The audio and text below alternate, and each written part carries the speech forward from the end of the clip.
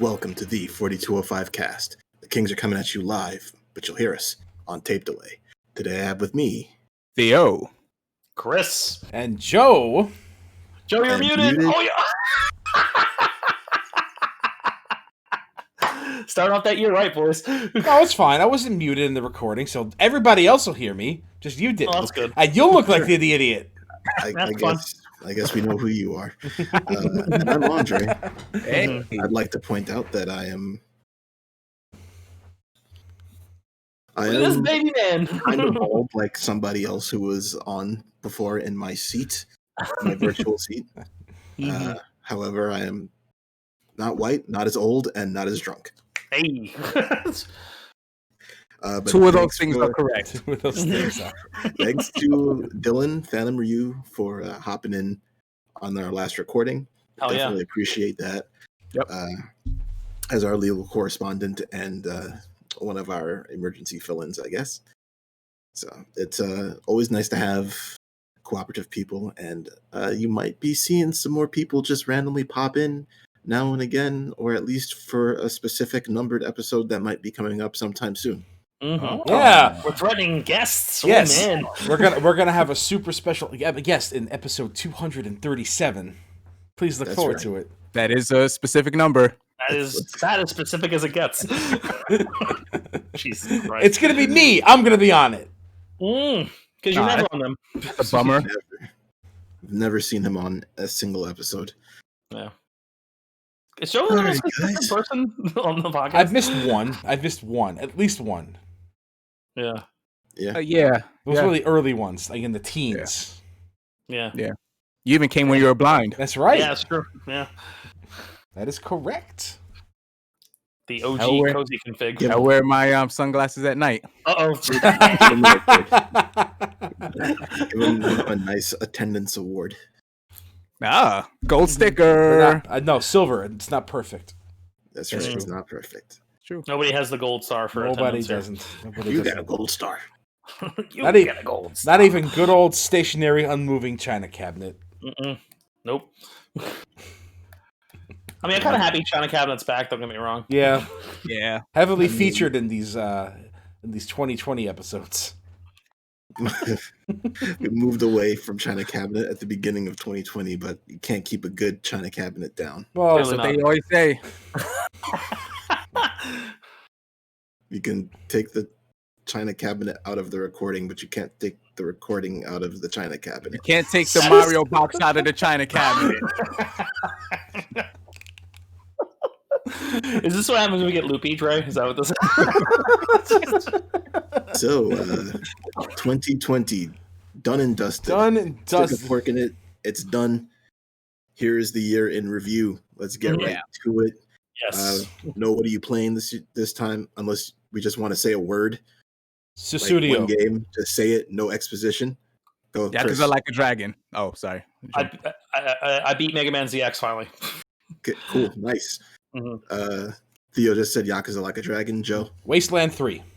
Wasteland 3, and I've been replaying Scott Pilgrim because why the F not? Why yeah. the F not? I think I'm going to do a whole thing about that. Read the comics, watch the movie, then play the game. Ooh, I like that. Yeah. That's good. Why don't you play the game, good. then watch the movie, and then read the comics? Or that. Do an opposite order. Yeah, Nice. that's the Weird Star Wars order. order, right? Mm-hmm. I like it. All right, so there's basically one dominant story over all of 2020, and that's obviously the pandemic. So we're not going to get into like too many specifics of like how terrible it was because everybody knows Everybody's how living through it. terrible it was. Mhm. You know who wasn't terrible for? Video games. Was not terrible for the video game industry. Not even a Oh, little. I was about to say something really terrible, but I stopped myself. That's probably for the best.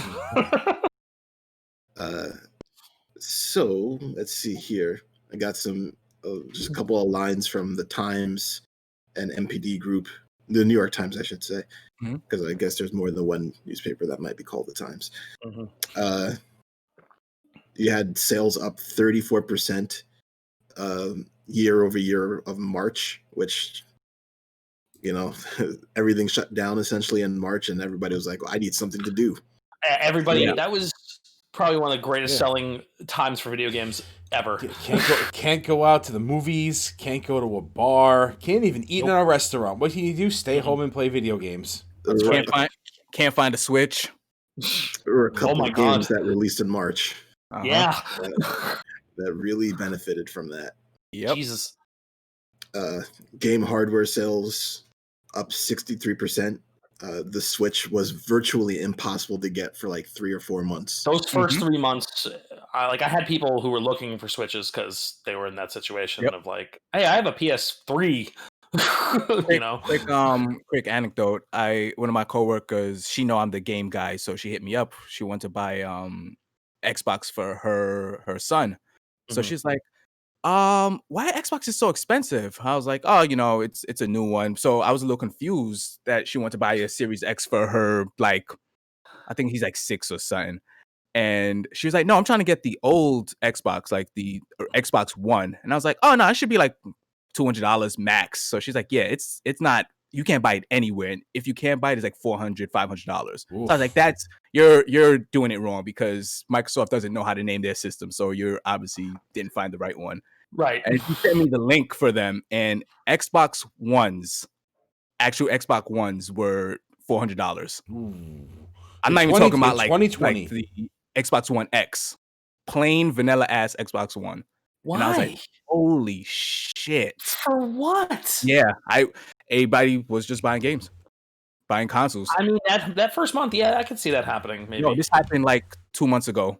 Oh boy, that doesn't make any sense. Yeah, when she was telling me for Christmas, and I was like, this is crazy. Holidays, I guess. Yeah, I was shocked. Ugh.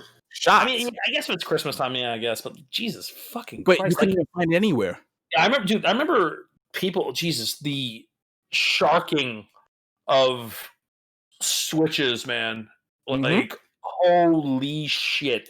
Like it would come in stock, and then like in 2 seconds, it sold out. As a toy collector, again, this was fun to watch. Like the gamer people just be like, man, fuck scalpers, and I'm just like, 2020, the year of scalpers. That's me. That was me every time. Doesn't help anybody. Doesn't help anybody.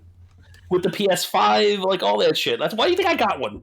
Because I know what I'm doing. Because I'm used to this. Because fucking buying toys, man. I'll be honest with you. I never dealt with scalpers the way I have this year. Bro, toy scalpers are always the worst. And because there's so many action figures and things like that that just have exclusives to like certain retailers. Yeah. Like, it was a nightmare. Like, the biggest debacle of this, if I can cut in with an action figure thing for a moment, Gigavolt, which is the DeLorean Transformer created. Damn, that sounds good. It's a DeLorean Transformer? Hell yeah. That's great. That sounds really good. Right? They didn't call him, they call him Gigavolt, not Gigawatt? Yeah. That seems like a mistake. I think it was... no, it was Gigawatt. It was Gigawatt. Oh, okay. There you go. All right. Yeah. So Gigawatt came out and originally was a Walmart exclusive. Hasbro has a website for direct market, and they chose to put this exclusive thing that you knew was going to be an insanely crazy product. Yep. On Walmart, where there is no item limit. Great. On how many you could buy. Great. Or the item limit was like 12. Yeah. So it sold out in 10 minutes. Yep, of course it did. Why wouldn't it? You gotta love it. Mean, they released it later on Pulse, but still, it was crazy. So, yeah. Anyways, that was my quick anecdote about that. Okay. Let's see if there's anything else here. Yeah, I remember the Switches, man. Jesus Christ. MPD Group says that the sales of total video game sales of hardware and software within the U.S. in the first 6 months of 2020 reached 6.6 billion, which is the highest amount it has been since 2010. What happened in 2010? The Wii? No, that's not the Wii. It's a good Wii is question. 2007. But we were all sure. 2010 we were was together. We were together in 2010. Yeah. 2010 was just the height of Gen 6. That's all. Honestly, yes. Yeah, that Yeah. called Mass Effect was that 2? Modern Modern Warfare 2. Modern Warfare 2. 2. Yep, Mhm. that was it. That had to be. That's Yeah, right. We were, by the way, Bayonetta. we were ranked 4th in the company in COD Week Yep. that year. 4th. Goddamn. Yep. That's crazy. Were we really? Yes. That's before Tiff came on too, right? Or was No, Tiff no, was Tiff Tiff No, around for that? no, Tiffany was A there. long time. That's I the would say, reason. like, we were, you wouldn't have had those numbers if she, Tiff wasn't she there. was single-handedly the reason why we were 4th. I know, bro. She was a gangster with reserves. Oh my god. And knew her shit too. Doubled the entire store, like, and then compare it to hers, and she still beat it. Shout outs, Tiff. We miss you. yeah. man. She is the best. The best, the greatest of all time, the GOAT. Not only was she one of the best salespeople I've ever met, but she also knew what she was selling. She knew her shit. Yeah. You fuck around. Like a triple threat right there, Yeah, man. she's the GOAT, bro. The best. The best. Yeah. Let's see here. There's a random note here because obviously I think this one needs to be said. Plague Inc. launched in 2012 and had one of its most successful periods ever. Guess why? Wonder why. Can't measure. Oh, because 2012 was the year of the apocalypse, right? That's why. Well, There was a huge 2020 uptick. is. There was a huge uptick where people just watching like Contagion and all those pandemic movies. Yeah, because it was, you Yeah. know, people were suddenly living through it, so they wanted to Yeah. know, they wanted to experience something like that. I don't know. I don't get it, I don't but- get that mentality. Yeah. I can't pretend to understand it, but Nope, I like my escapism. Please and thank you. Yep. Give me my video games with the post-apocalyptic world. no, right. I'm going to learn this ancient Asian board game There you go. instead. And then Joe did. And I did. And a random interesting note to close out this section, I believe, would be GameStop broke street date on Doom Eternal because Doom Eternal was supposed to launch the same day as Animal Crossing, and that would be bad for social distancing. Mm-hmm. So they just started selling it a day early. I remember that. GameStop was also bad for social distancing Yeah. Yeah. for a whole different reason. Oh yeah. Well, don't you know they're essential? I mean, obviously. I mean, why not? if you look at the numbers, Look at the numbers. the numbers don't Why are lie, you? and they spell disaster for you. I know. Sacrifice. Here we go. Reset the clock. It's never too early for It's Steiner never Mac. too early for Steiner. Obviously, pretty much every in-person industry event was canceled. I think the last one that was able to be held was PAX East, and a whole bunch of people pulled out of it before It was and right. everything else fell after that. It was right. It was Who- right at the beginning. Who jumped on really early? Was it Evo? No, E3.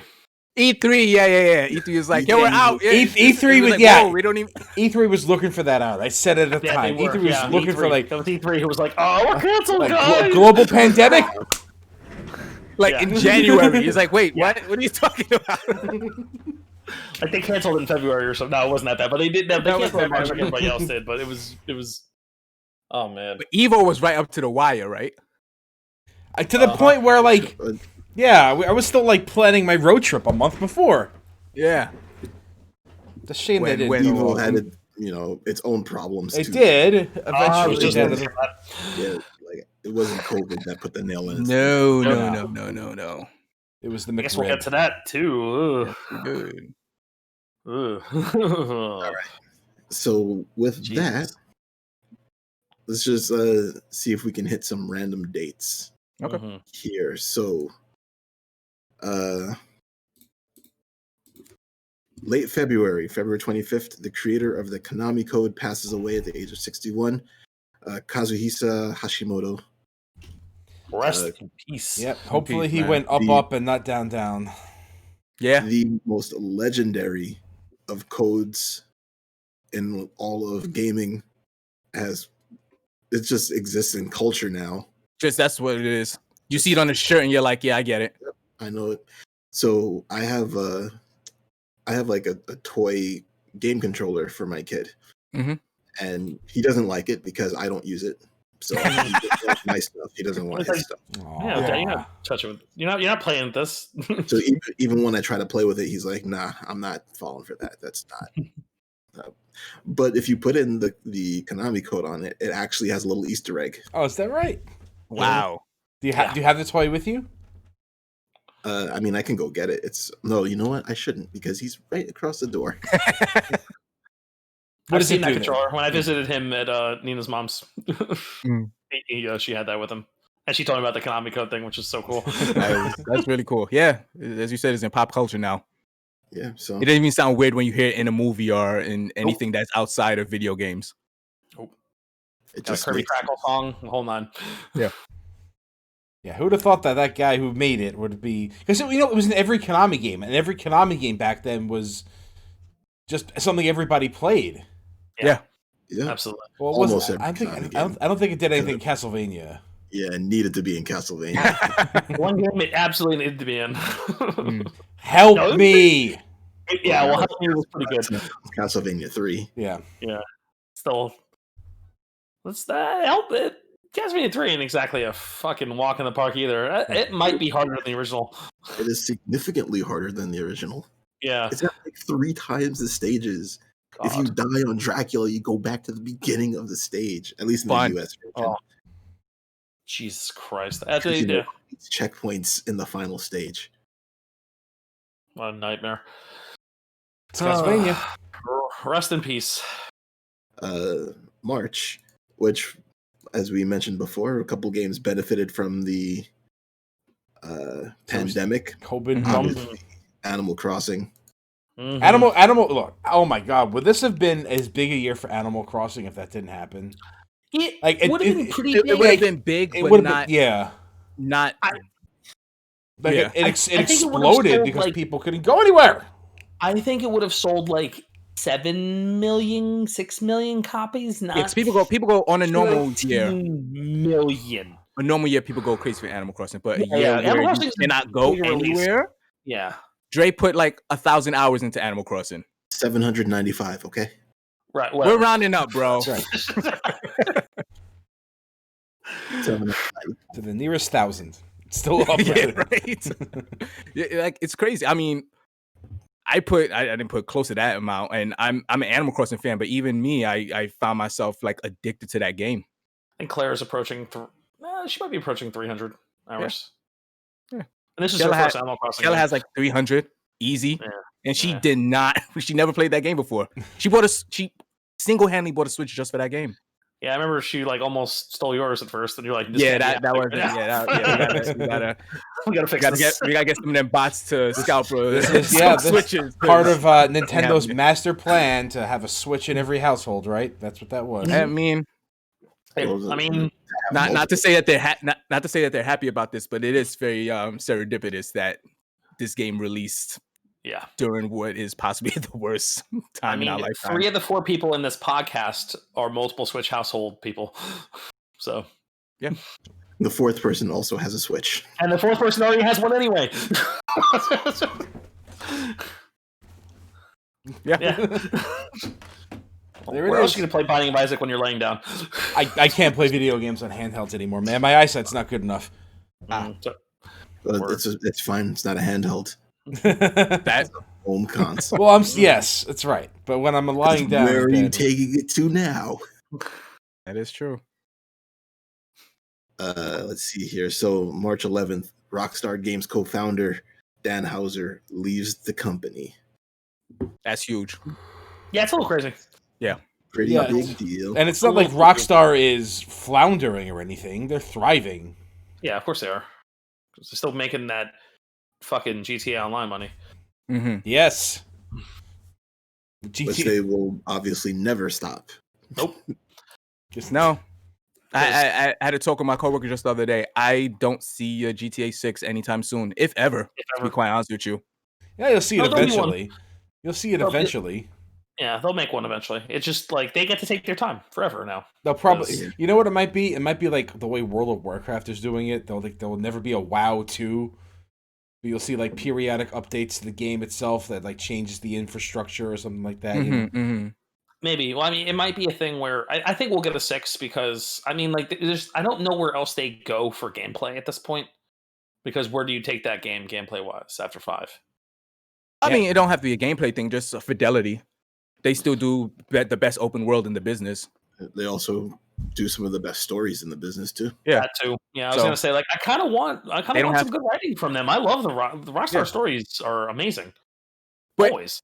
I would kill to get a new Grand Theft just to see what kind of commentary they would have in a post 2020 world. Mm-hmm. Yeah, well, you're gonna see a lot more of that, I'm sure. I think so. This is like shows has already hit on that. Yeah, well, 2020 is a historical marking period now. Yep. You know, that there's like if they wanted to, if you wanted to go into a new calendar era, you know, we go from the AD to whatever, you know, like PC post COVID or something like that. Yeah. You know, I wouldn't. I'd be like whatever, but I understand it. So this is like a historical marking period. It is. It kind of is. I don't think we're gonna change the calendar. That's silly. No, of course not. But still, like it shaped so much of the world this year. You know, like so it's impossible to not address. I don't know about you guys. I'm just tired of living through historical events. I just want to lay down. Like, I mean, that's what I've been doing for the last year. I mean, like 17. I got a good 17, 18 years of nothing crazy. You know. Well, you know, we did live through the Reagan administration and that whole bomb scare thing, so we had that. We didn't realize it at the time. I was too young to really focus in on that for me personally. Yeah, but we still lived. We still did live through it. I don't believe I lived through that, but okay. I guess not. Yeah, you were. Are you a 90 baby? You're 89, late 80s. Okay. Yeah, you're like 89, 88, right? 88. Right. Yeah. Goddamn. So yeah, April was relatively quiet in terms of news. Like it was like silence. Like the streets were barren. Everything was closed. Nothing new was happening. We're like, what's going to happen with video games? How's this going to affect video games? I was living in sweatpants and my fleece. Not my fleece. My flannel. Oh my god, my flannel. That's my piece of clothing for 2020. Well, it was a good month for Final Fantasy VII Remake. Check out the spoiler cast. Please do. You might want to get really comfy. Yeah, that one out because it might take a little while. Yeah, and I'm not in it. You're in it, sir. Was I? I was. Yes, you were in it. I was in it. Yeah, you were in it. You're the one that knew. You're the one that knew the ending before us. That's right. Yeah, because I wasn't gonna be able to play it. I remember now. Yeah, I remember now. What year did that happen? So long ago. Anyway, what year? What year? Yeah, April. The year of April. The year of April, 2020.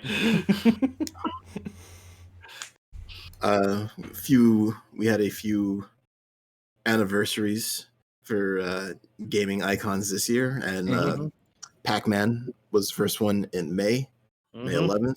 So happy 40th anniversary to Pac-Man. Over the hill Pac-Man. You might know him from his most famous appearance in Smash Brothers. Yeah. Buff Pokemon trainer. Or Pac-Man 2, The Legend of the Pac. Let me tell you, my favorite Pac-Man game is actually Super Pac-Man, which I don't know anybody who's actually ever played that game. Is that the isometric point and click one? No. Is that the third arcade version? It's a version that introduces like doors in the mazes. I have played it. Okay, you need to find keys to open the doors, or you can eat the like gigantic pellet and just like bash through the door. I played that. I think it's an arcades originally, right? I've never seen it outside of an arcade machine. Yeah, I think it's arcades exclusive. I don't think, because I just realized that there was a Pac-Man game I had played. I remember like there was like a top-down Pac-Man game that came out for the Super Nintendo and Genesis. Not the side scroller. Not like Pac-Man Adventures. There was like a different Pac-Man game I remember specifically that came out for the Genesis. That was like there was like a Sonic 3D Blast perspective. Mhm. It's very weird. Yeah. Was Super Pac-Man, that was the isometric one? No, it was. No, it's still It looked Pac-Man. like a standard Pac-Man game. Yeah. Oh, Yeah, okay. no, I They have know locks what and Dre's keys now. talking about. Yeah, I'm looking at it right it now. was a very rare. It might have been a fucking mod. Who the fuck knows? No, No, was it's it actually came official. If you Because I didn't guys know that Mrs. Pac-Man started as a mod originally. Yes, I didn't know that either. You guys should speaking of that, you guys should watch Tim Rogers' Pac-Man review, which Oh, is God. like about 4 hours long, and it's I so don't- illuminating. I'm, you It's know, so good. I don't know how much Tim Rogers I can handle, but like, Oh, considering- I want all of him. of course you do, because you like train wrecks. I mean, we were talking to the guy. We did a fucking 4.5 hour spoiler cast on Final Fantasy. So I guess Yeah. Can we argue? we can't really talk that much shit. Or we can talk at length about Final Fantasy, that's for sure. That's true. Most of our longest casts are Final Fantasy casts. So Oh yeah. It's not hard to understand why. no, definitely not. So Why is that? Well, because we're all crazy about Final Fantasy. yeah, Oh, okay. Yeah. See, we're a bunch got of it. Final Fantasy stands. Yeah. Understand. Please look forward to our spoiler cast for Final Fantasy 16. Absolutely. It's gonna happen, and it'll probably be 8 hours. I'm so fucking excited for that. I can't wait to watch Theo be miserable when he has to buy a PS5 for it. Theo or me? You're right. No, I know. Because he's gonna be. Speaking of PS5, in June 11th, Sony decides, hey, it's time to take the cover off of this PS5 Future of Gaming event, where they stream all of this information because everything's happening on stream now. There is no E3 or events or anything like that. Conferences are dead forever. Long live the Zoom conference. With the shitty 360 quality. So Oh. they reveal this is where they reveal the price, right? No, The price This or later. the price came like over Later, a right? month Much before. later. Right. Everyone was Right, I like, "How forgot about that. much? How much? Stop This is when they playing." revealed the look. Yes. Yeah. The look and the launch and some of the launch lineup. Launch titles, yeah. Yeah. Was When it they the revealed look? Miles Morales got revealed during that. I don't even think it was the look this time. It was a look. They did show. No, they didn't even fucking show. I think it was the look and the price because we saw the two consoles and then the price at the side of it. Yeah, that's right. Yeah. Jesus. Jesus fucking Christ. This is how long the year has been. Yeah, it all right? blends together. The year was 30 months. It really But, felt like it. I guess here we'll just maybe it happened later, but I guess now is just a good time to talk about it. This is the reveal of Final Fantasy 16 Mm-hmm. or some other Sony event that might have happened at a different time. It's all, I'm all pretty blurs sure- together around that About it time. right now. Sure. They did reveal this, Godfall, a bunch of other things. Mhm. Miles That Morales, game- obviously. That Godfall game disappeared pretty quickly. Oh yeah. Oh yeah, it did. Well, you know, when you Looked don't looked have good. any- Yeah, looked good. Came out. Wasn't good. Went away. No, it's Right. like I heard gameplay wise, it's fine. There's just not much else to it. Like Okay. it ran to the Avengers problem apparently, where there's just Except wasn't enough content post. No, I mean, and then when I say I mean multiplayer problem. I feel like Avengers stuck around a little bit longer. A little to the bit. point where I think like maybe that's just the power of the IP and people having expectations from Square and Mm. Crystal Dynamics. Crystal Dynamics. Yeah. Whereas Godfall is not those companies. Not saying that it was made by nobodies, but like, you know, I don't think that the expectation level was at the level of Avengers, or people would have been like sticking with No. Avengers a little bit longer. But this game Mhm. it just fell off a cliff. Yeah, no, Yeah. It came out and just silence afterward. It was a launch title for the new consoles, correct? That's correct. Okay. Yeah. It was one I was Epic considering getting. too. exclusive. Oh yeah, right. We see how well that does for game sales. I don't think That's it how had they. That's how they make their money, though. Oh, Uh, Epic. I would love to see the concurrent amount of players in Epic for Samurai Showdown. Don't get me Or started. Hitman 3. Don't get me started. Next. looks like absolutely nothing happened in July. Absolutely nothing, including especially Evo. Yeah, I was gonna say, except for no Evo, and that weekend was when Mr. Wizard got canceled. Yeah, Evo got canceled, and then Yeah. Evo got canceled. Canceled. So yeah, there was some That was bad. Mr. Wizard doing some not nice things bad early stuff. on in his life. Mhm. Very messed up sounding things, and who knows Yeah. what was going on. But I still feel like, from the amount of people who knew him, more than just like this one random person coming forward, like Yeah. how it stayed quiet for as long as it did, And it was like It's an like- open secret in the Yeah, community. everybody. Well, I mean, it was because the open secret was his orientation, right? And yes, I'm guessing that played into nobody wanted to accuse him of anything because it's like you didn't want to make it. Yeah. You didn't want to make it seem like you were coming after the guy because he was gay and not necessarily out, Yeah. right? And I think that was part of why it stayed under wraps as long as it did. But once you agree. get past that and just what happened, which was deplorable and shitty, Mhm. Sexuality notwithstanding, obviously, because why would it be part of it? Well, what happened was fucked up and terrible, and it's unfortunate because Evo's the home and the heart of the FGC, Yeah. Yeah. and it hurt to see that happen, especially considering I just been there the year before. Joe was going to go this year, and that shit got fucking shot in the head. Yeah. Has he I didn't really follow the news, but has he stepped away from the whole they cut him out like they cut him a out day later. Yeah. Yeah. The Canton brothers are now in charge of whatever Evo will Okay. become. Honestly, Yeah. this has done, like, this year, 2020 has done untold amounts of damage to the fighting game community. to conventions, really?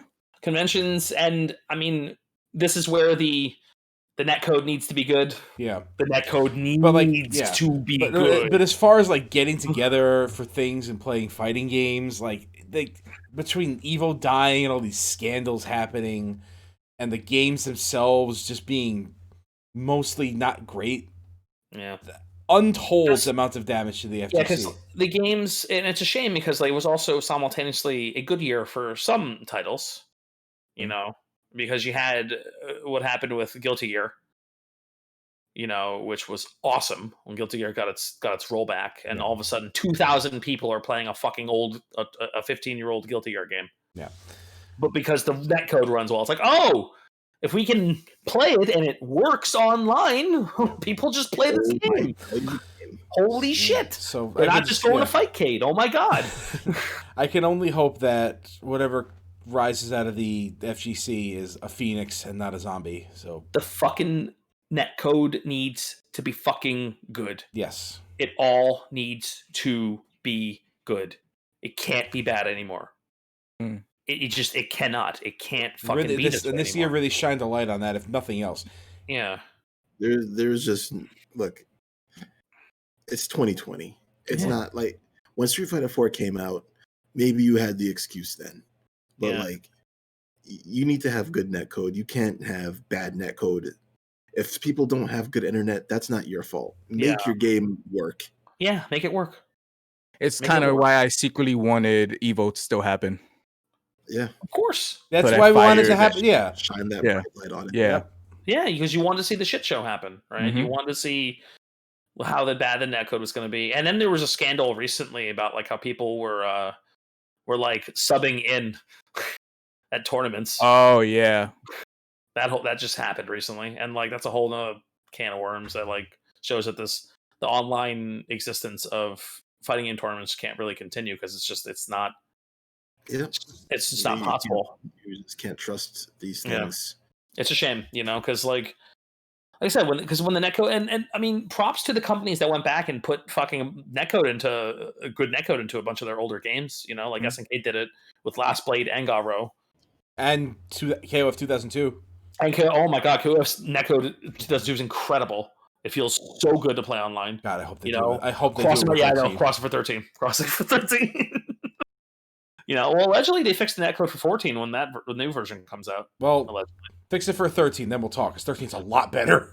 I'm not going to argue that because it's accurate. Well, right now I'm just hoping the best for 15 too. Yeah. well, we'll see what happens. So far, okay. Yeah, I'm fine at the moment, but Yes. they haven't shown me anything to freak out about yet either. No. So. Well, the backgrounds are kind of ass. Anyway.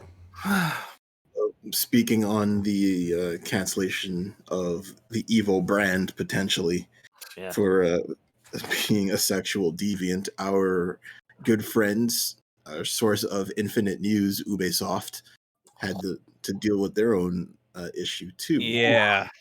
Around the same time. Yeah.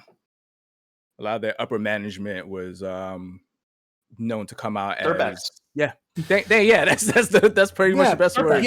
Okay. So a lot of scandals about a lot of things came out this year, and I have to wonder if it was just people having the time to just not just to think, but to sort through social media history and review this and study it and research it. I think this goes on a larger scale, but I think because we were placated at home for so long, we had a lot of time to actually analyze and reflect on a lot of things. And I think that's why a lot of these things came out into the light this year. Because suddenly you're at home and you have nothing but time, and you get to think about all the potentially horrible or terrible things that happen to you. Yeah. And you're going to come to some kind of conclusion about it. And, at this point, it's like, no, fuck them. There was no repercussions for them in the past, and that needs to be amended. Yeah. And, each time you go and you look and you see somebody was brave enough to say, hey, this was some dumb shit that happened to me. Mm-hmm. That just gives you the ability to be like, hey, dumb shit happened to me. Yeah. Mm-hmm. It does. It absolutely gives you the ability to realize that, oh shit, that actually did happen to me. Yeah. And you might not have recognized it as a bad thing in the past or as big a deal as it might have been, because you didn't really think about it because you might have just wanted to bury it or whatever. Mm-hmm. Because that's how trauma works. You don't want to think about it. Yeah.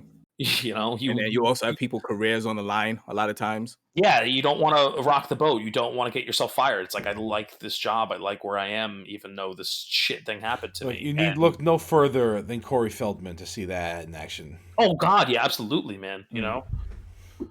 Absolutely. Yeah. God, that poor fucking guy, Jesus. But that's the point, right? And that's kind of the whole just in that. So Joe, I think that's part of it, but I completely agree with Theo too. It's just the ability to have to reflect on it on top of everybody else coming out. Yeah, because it wasn't just Evo. It wasn't just Ubisoft. It was everything. It happened in wrestling. Across. Yeah, everything. Everything. Yeah, man. So that's definitely why. Let's go take a little trip into August. Mm-hmm. Halo Infinite was announced to be I wouldn't even call this a COVID delay. I just feel like they just didn't have this game ready. You know what? In retrospect, I think I'm okay with them delaying it. You know what? After the Cyberpunk debacle, they look like the good guys. Well, you know what the thing is here is they showed it off, and I don't remember which event it was that they debuted it, but it did not look like it was that special. No, Halo game. It didn't look next gen in any single way, shape, or form. This is Halo. You need to, if this is your franchise at this point and you're riding and dying with it, which they clearly are, they need to do something to make it look like, okay, this is gonna be the next gen, and it just didn't look. Yeah. So obviously, yes, in light of what happened in the future. Delaying a game that's not ready is a smart thing to do. Smart. Always do it. And you should do it. Always do it. It's the right move. But at the time, they got a lot of flack for it.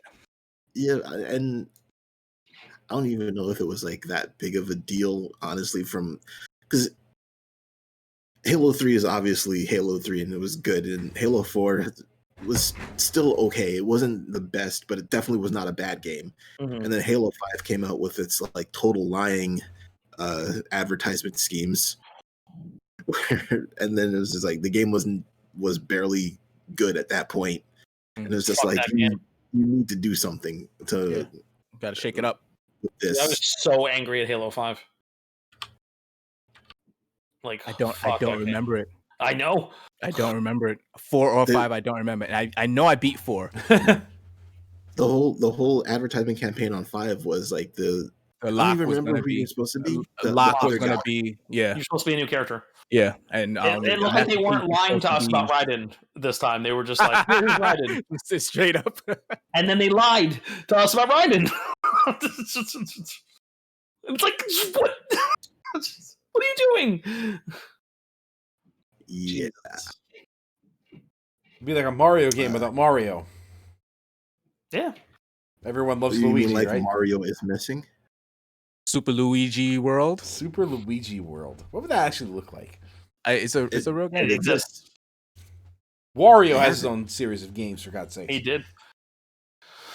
Wario. That's just inverted Mario. Let's see here. Oh, this was a good one. Epic Games releases a version of Fortnite that bypasses the iOS store's payment systems, and then the apocalypse happens for a couple of days of pre-planned hype videos for Fortnite. Yo, Man, this was one.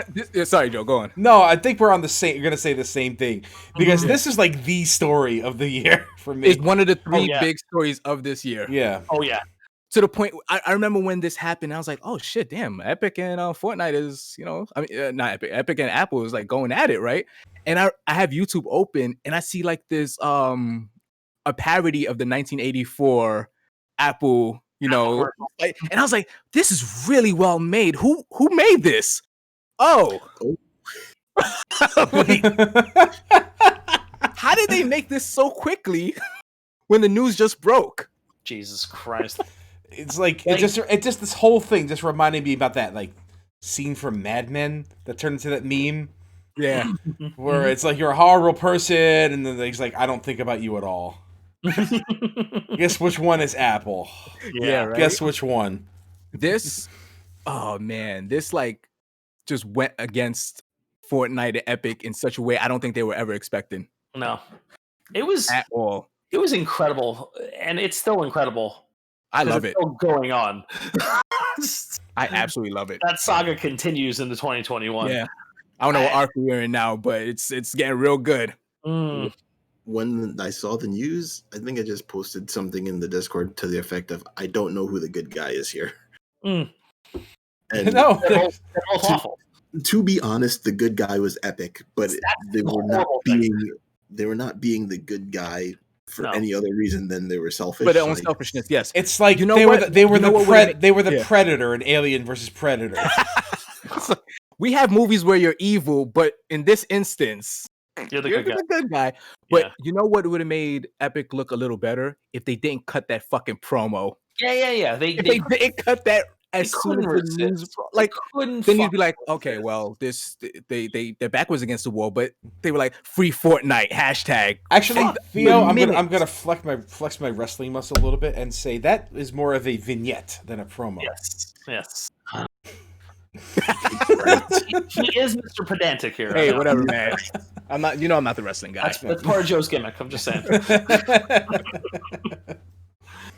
It's a strong part of his gimmick, you know. But still, that thing was just, oh my god! I don't think my eyes have recovered from the rolling they did on that. It was the most disingenuous thing I've ever seen in my life. Where I'm like, I don't feel bad for you. It was. If I could define it in 2 words, it was hail corporate. Oh yeah, it was hail corporate as fuck. Yeah. I actually love the conclusion of this, where if you don't make over $1 million in a single year or fiscal year, I'm not exactly sure, you only pay 15%. Yeah, they cut the percentage down for smaller developers. Yeah, which was so nice to see. The good guys won. Listen. Thanks, Epic. Thanks, Epic. We had to thank Epic for that. Yes. I will thank Epic. I will thank Epic. I will thank Epic for exactly one thing. Unreal Tournament 2004. There you go. That's fair. I'm gonna allow it. Okay. And also getting these smaller developers more money, Yeah, which is nice for them. Great. There's Which is that very nice. too. But Unreal Tournament 2004. It's such a fuck you move, and I love it so much. well, I love how quickly I mean, obviously it's Epic, so they can throw money at the wall, but like it did dig into them. Oh, absolutely. Substantially financially. It was the If only. I'm not mistaken, I think it's their biggest platform. It was the only time. Yeah, it was the only time they could ever really do it because Fortnite will never be that big again. Yeah, and it's still big, and it will continue to be big for a while. But Yeah, at it's that, not but gonna at go that, away but yet. at that point, They're having concerts in that game. it was Yeah. it was summer, so not only were kids at home, Mhm. because they weren't going up to school yet, but everybody was home.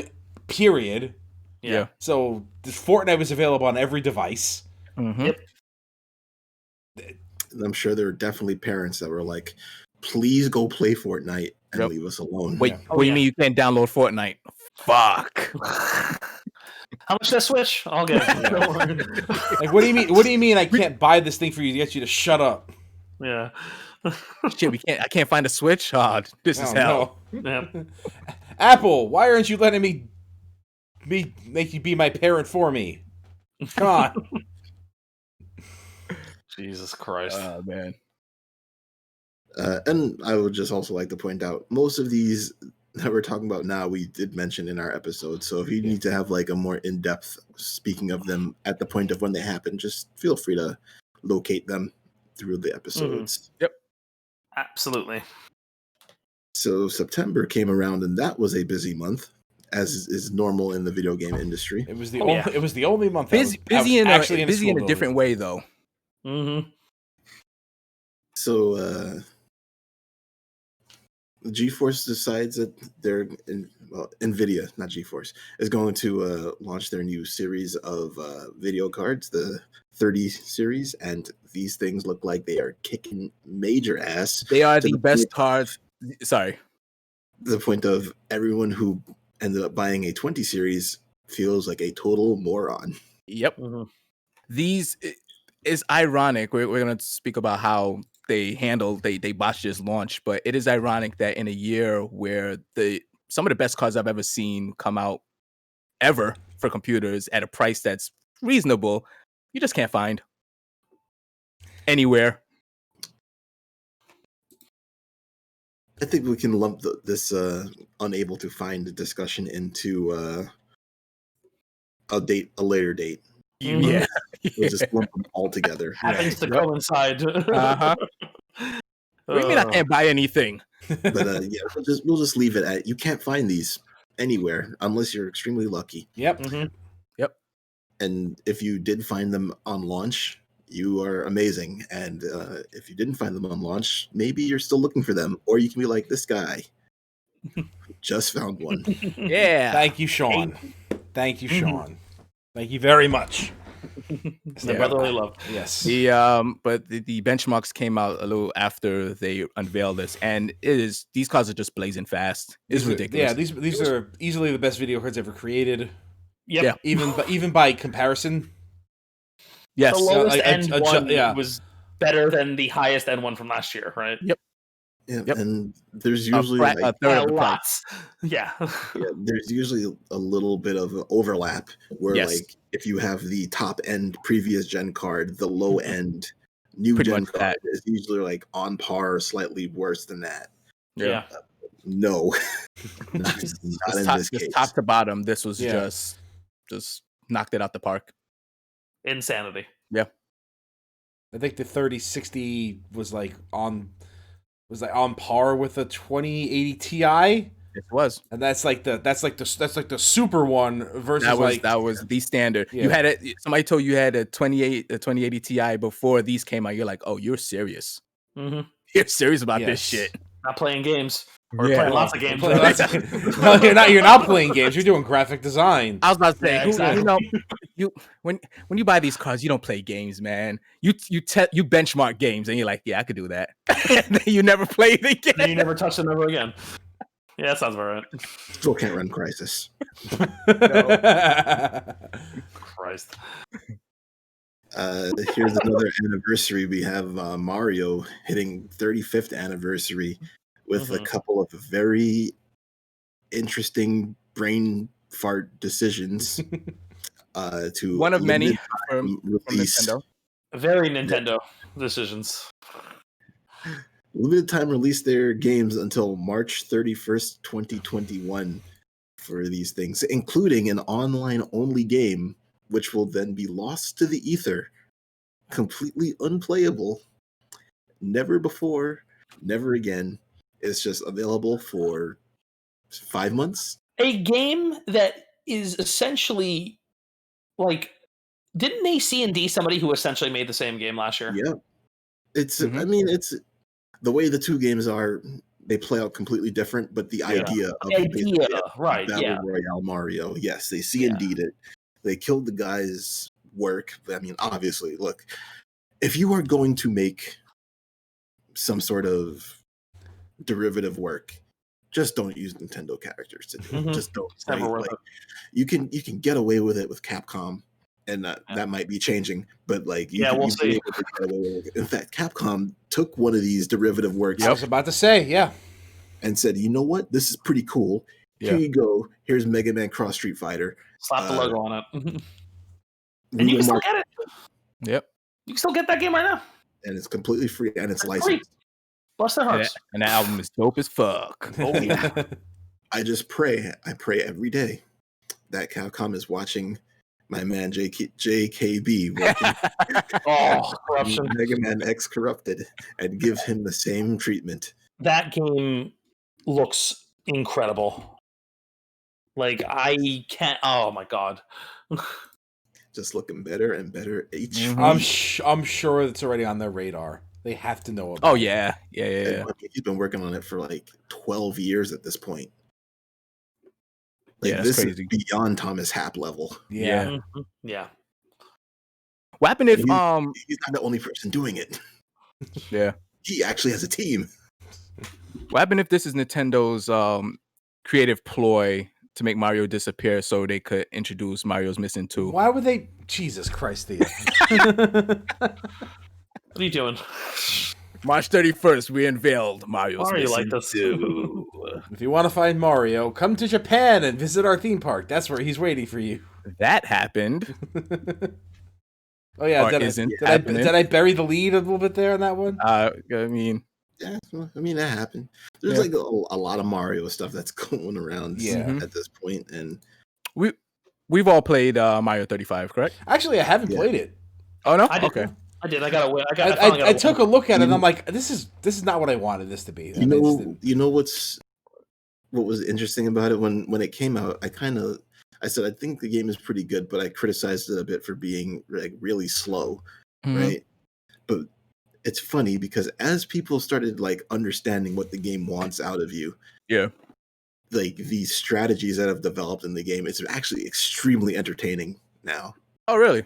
I find it to be extremely entertaining. Do you Like, prefer it over just Tetris 99? watch. Yes, Really? Huh. I do. I should probably give it another shot because I played 2 rounds and I was like, yeah, this isn't what I want. So the biggest problem, and here I don't want to take too long on this. The biggest problem with the game when it launched is the way the game handles stages, which is everybody who starts gets to pick a stage Mm-hmm. before you start, and that stage is added into the pool of stages that will cycle through the game. Yeah. And when you complete a stage, you unlock the next stage for yourself. So basically, the first game that everybody got on and played was only 1-1. Yeah. So the only stages you're going to see are 1-1 and 1-2. And because those are only stages everybody has, you only saw 1-1 and 1-2 for almost like a week. And it was really bad. But as people kept playing, now you see people coming in with 3-1 because it has Hammer Brothers, or 6-3 because it's like the hardest level in the game. I actually didn't know that about 8-4 it. because it's 8-4. Because it's 8-4. You see things of like the screen is entirely filled with 3 rows, essentially making us 3 solid lines of Lakitus. Mm-hmm. And you just like, what is going on here? I didn't know it was like so many of these on the screen. I didn't know it was an item pool like a roguelike where the levels are the items essentially. Yeah. I didn't. Oh, okay. There's like a lot of like little meta strategies in the game. Like the longer you play, the faster the timer goes. I think that threshold takes too long. I still think it takes too long to get to that point. Mm-hmm. But once you get to like the fastest point of that, you're basically going to die in like maybe 30 seconds if you have a max timer. And then you there's could not up much the you can do. timer. Well, the thing is that it goes down so fast that you can't really Got put it. it up. It's just going to kill you. Okay. So at that point, you have to start figuring out things. So I'm watching people play this game, and they're doing things like getting a power up and then getting hit. And when you get hit, the timer stops. Mm-hmm. So they're like using their reels to get a power up, to then get hit on purpose, to slow the timer down, to use their reels again to get powered up. And it's just like, okay, I would have never figured this out. Or stuff like in 8-4, if you get 8-4 late in the game and the timer is going down fast, you can just go down the first pipe that you see in 8-4, which is a wrong pipe, and it warps you back to the beginning. I get the second pipe. It warps you back to the beginning, and you can just keep looping that over and over and over again. Each time you go down the pipe, it stops the time. And it's just like all these little weird tricks that you would not think of unless you were in that situation and playing. Yeah. So it's just like the game that I watch and play of it now is entirely different from what it was when I first played it. I think it is an extremely enjoyable game, and I think it's terrible that they're not going to have this game past March 31st. Yeah. It's so stupid. Like it's so dumb. I don't understand the logic of it, man. Like the logic is what was the Nintendo. point? Like it's not even a year. What's the point? You put money into making this game. I know. And you put out for free. And Well, that's why. yeah, Maybe it costs money to maintain. free. That's probably it. Because it's not really. You can only play it if you have a subscription. Nintendo, yeah. Mm-hmm. So I mean, yes, it's free, but like you can't actually pay it unless you are paying something. Okay. Yeah. Maybe they'll exactly. maybe they'll charge it later, like a good $5 thing after the doubt it. 31st. They'd better not kill this game. I think this game is amazing. Yeah, that'd be criminal. I like, as I said before, I don't like it as much as Tetris 99. I haven't put that much time into it, but it'd be criminal if this I was guess delisted. we'll see what happens on the 31st. Yeah, Mario will disappear. Mario is missing. forever. The next day is April 1st, so we'll see. Mario is missing 2, and April 1st. Somebody's gonna make the headline. Oh yeah, Of course they are. Without a doubt. we should do it. Let's do it. I think it's up to us. Let me just check into the future real quick. What day that is? April 1st is a Thursday. Hey, we used to record on Thursdays. Yes, we I did. remember those. We did. We have to do a lot of forward planning for this. Let's see here. Next up, here the PS5 price reveal on the 17th of September. Which is coincidentally also the day where you couldn't get a 3080 despite it being. Oh, launched. that day was bad. Oh, it was not good. And don't forget. Oh yeah, pre-orders will go up tomorrow, guys. That's right. Yeah. Almost Best Buy has it now. What? While I was Oh my- asleep? say Sega Saturn us. They did. They did. They did. Listen, They really did. I still don't have a PS5 because of this. I still don't have a Sega Saturn. You were never gonna get one. Yeah, but that doesn't change the fact that I still don't have one. So the dumb luck that I was even able to get one, it's entirely because I was on Facebook. Mm-hmm. And like a friend of mine had posted, got mine, and I went, what? And I'm like, in the middle of recording a show with Nick and Jason, and I'm like, I guess start on the Infinite Pain list. And I was like, let me see if I can get this while watching this horrible Dragon Ball knockoff anime, right? And I'm like, doing the riff, and and then I get one in the cart, and I'm like, oh, there it is. Yeah, that's cool. Kept crashing, but like it stayed in the cart the whole time. You got better luck than anybody trying to buy a video card that day. I'll tell you that. Yeah, apparently. Well, everybody was miserable that morning. Like so many people got their stuff in the cart and then didn't actually buy it. What's the point of the cart? Yeah, that's so bad. Like, I guess Best Buy's cart system works better or slightly Oh more no, they're efficiently. terrible too. Apparently. they're pretty bad. They're terrible, too. Apparently. I've been trying to get a graphics card. They keep notifying me like, "Hey, it's out," and I'm like, "Really?" And I'm like, They're it's like, not, no, you silly So- bastard. it's not What's here." really fucking weird though is that Original. so I got the one with the physical drive, right? Yeah. And Tim, I told Tim later on that I got one, and like they're up right now, and he went, "What?" So he went on Best Buy. This is at like 1:30 in the morning. I got mine at 9:00 at night. Like 9, I think like 9:30. I managed to finally. Like by the time it was all over, I think it was like 10, and I managed to have pre-ordered it successfully. Right? Tim signs on and just fucking gets one at 1:30 in the morning. You want to know why? Because you fuckers got it under the cover of night. Yeah, I guess. But, like, dude, I was going through the nightmare of like I was going through the refresh nightmare. Like the website was crashing hard on me. Mhm. Okay, and I was just like I said, I'm used to this from Toys. pre-ordering fucking toys, Yeah. where it's just like you just got to be patient. And then- you just and gotta then- just keep clicking on it and don't even think about it. You just refresh and you refresh, and then you open up a different tab if you have to, but you just keep refreshing, and it fucking got through eventually. But Tim just did that shit at 1:30. Tim, the kind of guy who will get what he wants when he wants He it. does It's every time. like, It's insane. Like I thought I have good luck. No, absolutely not. Yeah. We were playing Insurgency the other day, and I swear to fucking God, like, I'm calling him Boris the whole time because he dodges the bullets. enemies shoot at him, and nothing happens. Insurgency is one of those games where you get shot and the terrorists just kill you, and you die in 5 seconds. Right? The guy will like burst in the door with an AK-47, shoot at Tim. Tim is right next to him. Tim will be like, "Huh," turn around, and then kill the guy. And I'm like, and I was calling him Boris the whole time. It actually got him killed a few times because I was calling him Boris, and he was laughing so hard. And you don't know what I'm talking about, go do yourself a fucking favor and watch Snatch. It's one of the greatest movies ever made and incredibly hilarious. I got some other things to declare. Don't go to England. Don't go to London. God, that movie's let's not go to Camelot. It's a silly place. Anyway, We yeah, were warned. We were Why do they warned. call him the bullet dodger? dodges bullets. Bullet savvy. Oh boy, that was I didn't get my 3070 until like last week. Yep.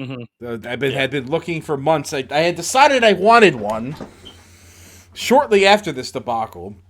Yeah. Because I figured video cards. I'll get one when I want it. Did I fucking see that Lo one and coming? behold. No, did anybody see that one coming? Like I thought my hobby was Fringe.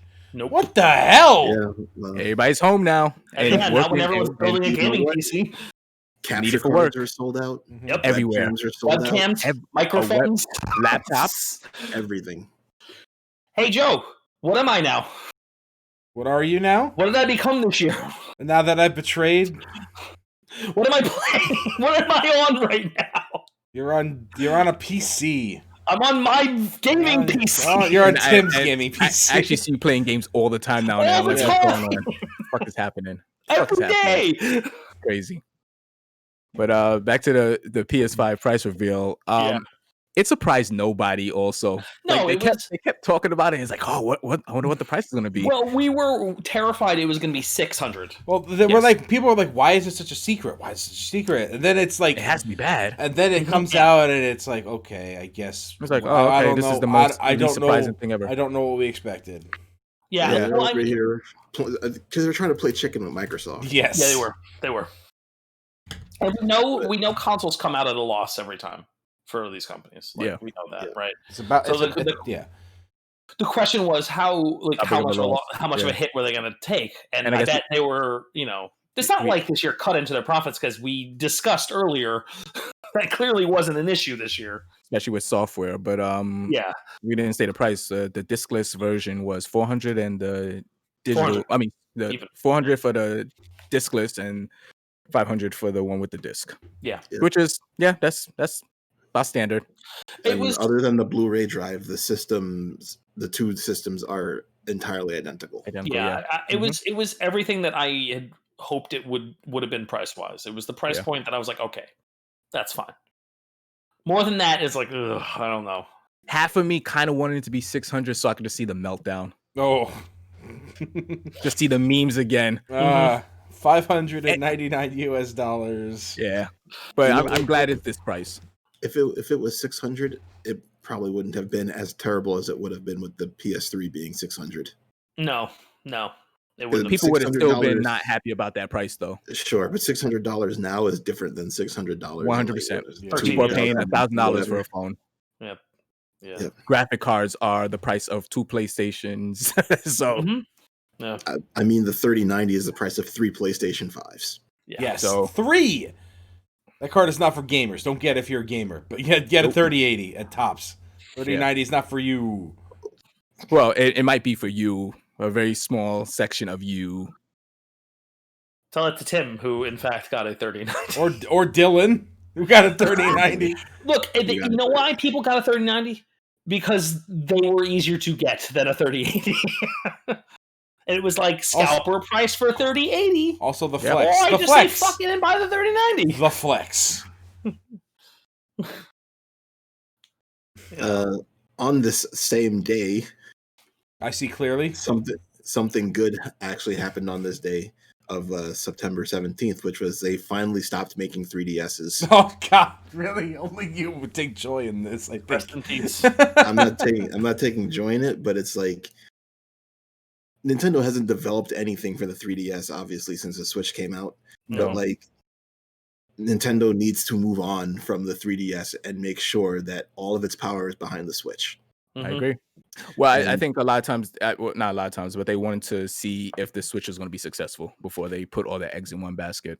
Yeah. Well, part of the reason why we had Switch shortage is because we didn't have 1,000% production of the Switch. We had split between the Switch, and we got to make some 3DSs still. There's enough 3DSs in the world, guys. No 30Ss. And you've yeah. Honestly, many versions, they I probably should were say. just making them so I can keep buying them. And you do it every time, Theo. Do it every time. Even I've though owned every. You swore off the 3DS when the Switch came out, and then you turn around and this year playing Bought Bravely. another one. I'm at work today, just still playing my 3DS. It's a good system. What can I say? It is. There's I'm some not good gonna say games. it isn't. Good games on it. One of the great best systems games. ever made. Yep. Ever made easily, no question. Also, that system had a terrible launch. Oh yeah. God, we were there for that. That launch was so It was bad. bad. Nintendo had to give away apology-free games. Mm-hmm. I've never seen anything like that before. Never forget the apology games. Remember the launch games were Street Fighter 4, a really fun port of Street Fighter 4. Yeah, Really really. fun. Yeah. Totally unfair. Top version. Yeah. top Busted. tier Guile. Wait, Guile is not a trash character anymore? Okay, cool. Cool. Um, Walk forward, Sonic Boom. Sounds good. It's just like playing Street Fighter 2 all over again. Yep. Oh my god. Pilot Wings. Mm-hmm. Oh, Steel what was Diver? the other one. Steel Diver. That game is not good. No. God. That shit has an item in fucking Smash Brothers too. Still. Yeah. I think that was it, right? It was. I think there was one other game. I think Unimpressive. DS. I think Black and White 2 came out that day, if I'm not mistaken. Hmm. But Sims yeah, for the 3. 3DS, nothing. It was Oh. Sims 3, Street Fighter 4 3D, Madden, Pro Evolution Soccer, Lego Star Wars 3, Ridge Racer. Ridge Racer. On a Nintendo Oh system. That's yeah, you very know funny. when Ridge Racer is one of your launch titles, you're gonna have a good launch. Monkey Ball 3D, Bust a Move Universe, and I'm not too sure if that's a Bust a Move as in the dancing game or Or Buster Oh, Groove. Buster or Groove. Bust a Move as in the puzzle game. Buster Move is the puzzle. Buster Groove, I think, is the dancing game. Buster Groove is the dance one. Buster That'd Move be great is. if it was both. It would be funny.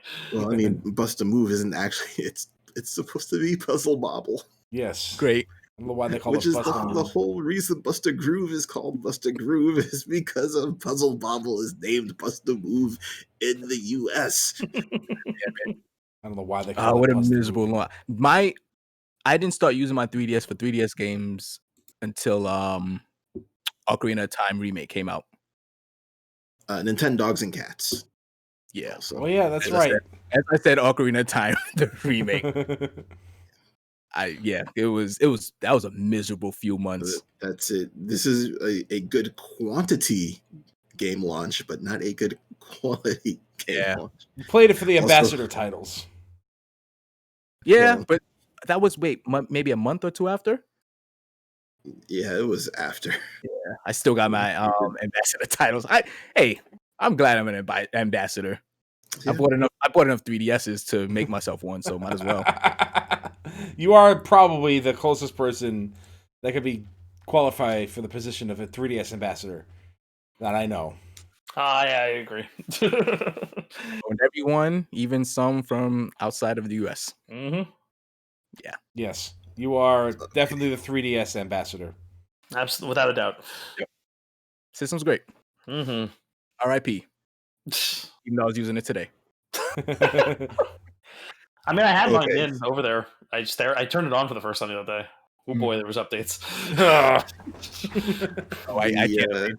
There won't be any more after that. No, Next piece of there was a Wii U update the other day. Oh, word? Yeah. What? Yeah. I know that. Yeah. Well, the Wii U still has people's financial information on it, so... Yeah, God, my hair is awful today. Anyway. it's fine. okay, next piece of news on the 21st. So it's just all this stuff is just happening right on top of each other. It really is.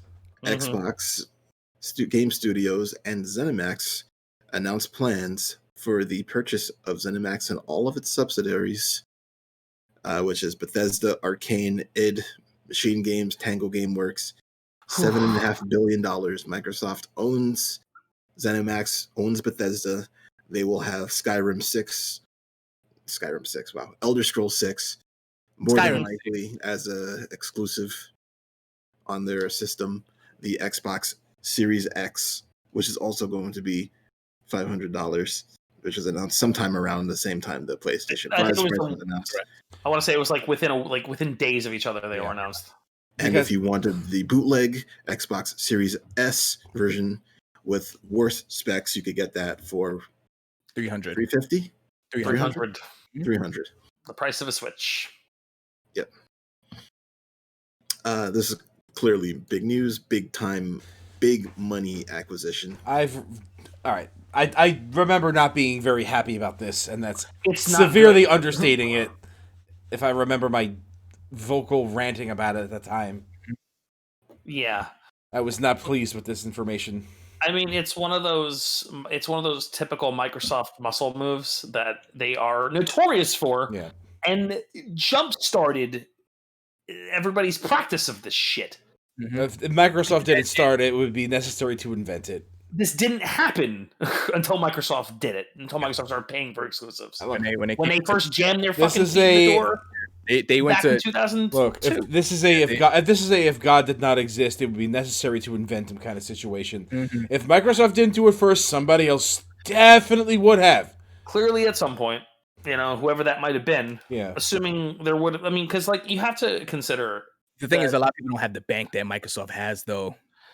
And it didn't even the original Xbox didn't even perform as nearly as well. The PlayStation 2 fucking crushed them. I mean, PlayStation 2 has a dope ass game. It crushed that. Also, it wasn't Xbox even close. Brand new system from an unproven company. Yeah. I mean, Microsoft was not an unproven company. Yeah, but an unproven console. Console company. Yeah, I think the greatest console ever made. Oh, I think you could attribute the Xbox 360's success to the Xbox to the PlayStation 3's Sony bungling the PlayStation 3. Yeah, and that year head start also with the bad price point. Mm-hmm. Despite the hardware issues of the 360, it's the only reason they stuck around the console games because the 360 had that first strong couple years. Yeah. So I think you came for the price, you stayed for the Xbox Arcade. Mm-hmm. Yeah. I love that. Sum of Arcade was incredible. It was great. It was so good. I get Garuga again on that. I feel, even though there are very big news subjects that we're going to get to later on, I fail to think of something as big as this. This is as big as that. With long-reaching consequences. Yes. The Epic thing maybe might have more consequences down the line. That's not done yet. Yeah. That's not done yet, and we haven't seen. I don't think any of the ZeniMax properties really release anything of any note that would really have any impact on anything anytime soon. That Elder Scrolls game is not coming out for years down the line still. But their system has an exclusive Elder Scrolls game. Yeah, the fact that Elder Scrolls is going to be exclusive to Xbox and PC. We don't even know about that. It's- It might just be on the Xbox. Yeah. I mean, maybe it'll be on the Windows Store as Microsoft. No, it will be. Yeah, They have have Game Pass or I something. Yeah, yeah, they said it. Yeah, they kind of have. I think that's been part of their whole gimmick Mm-hmm.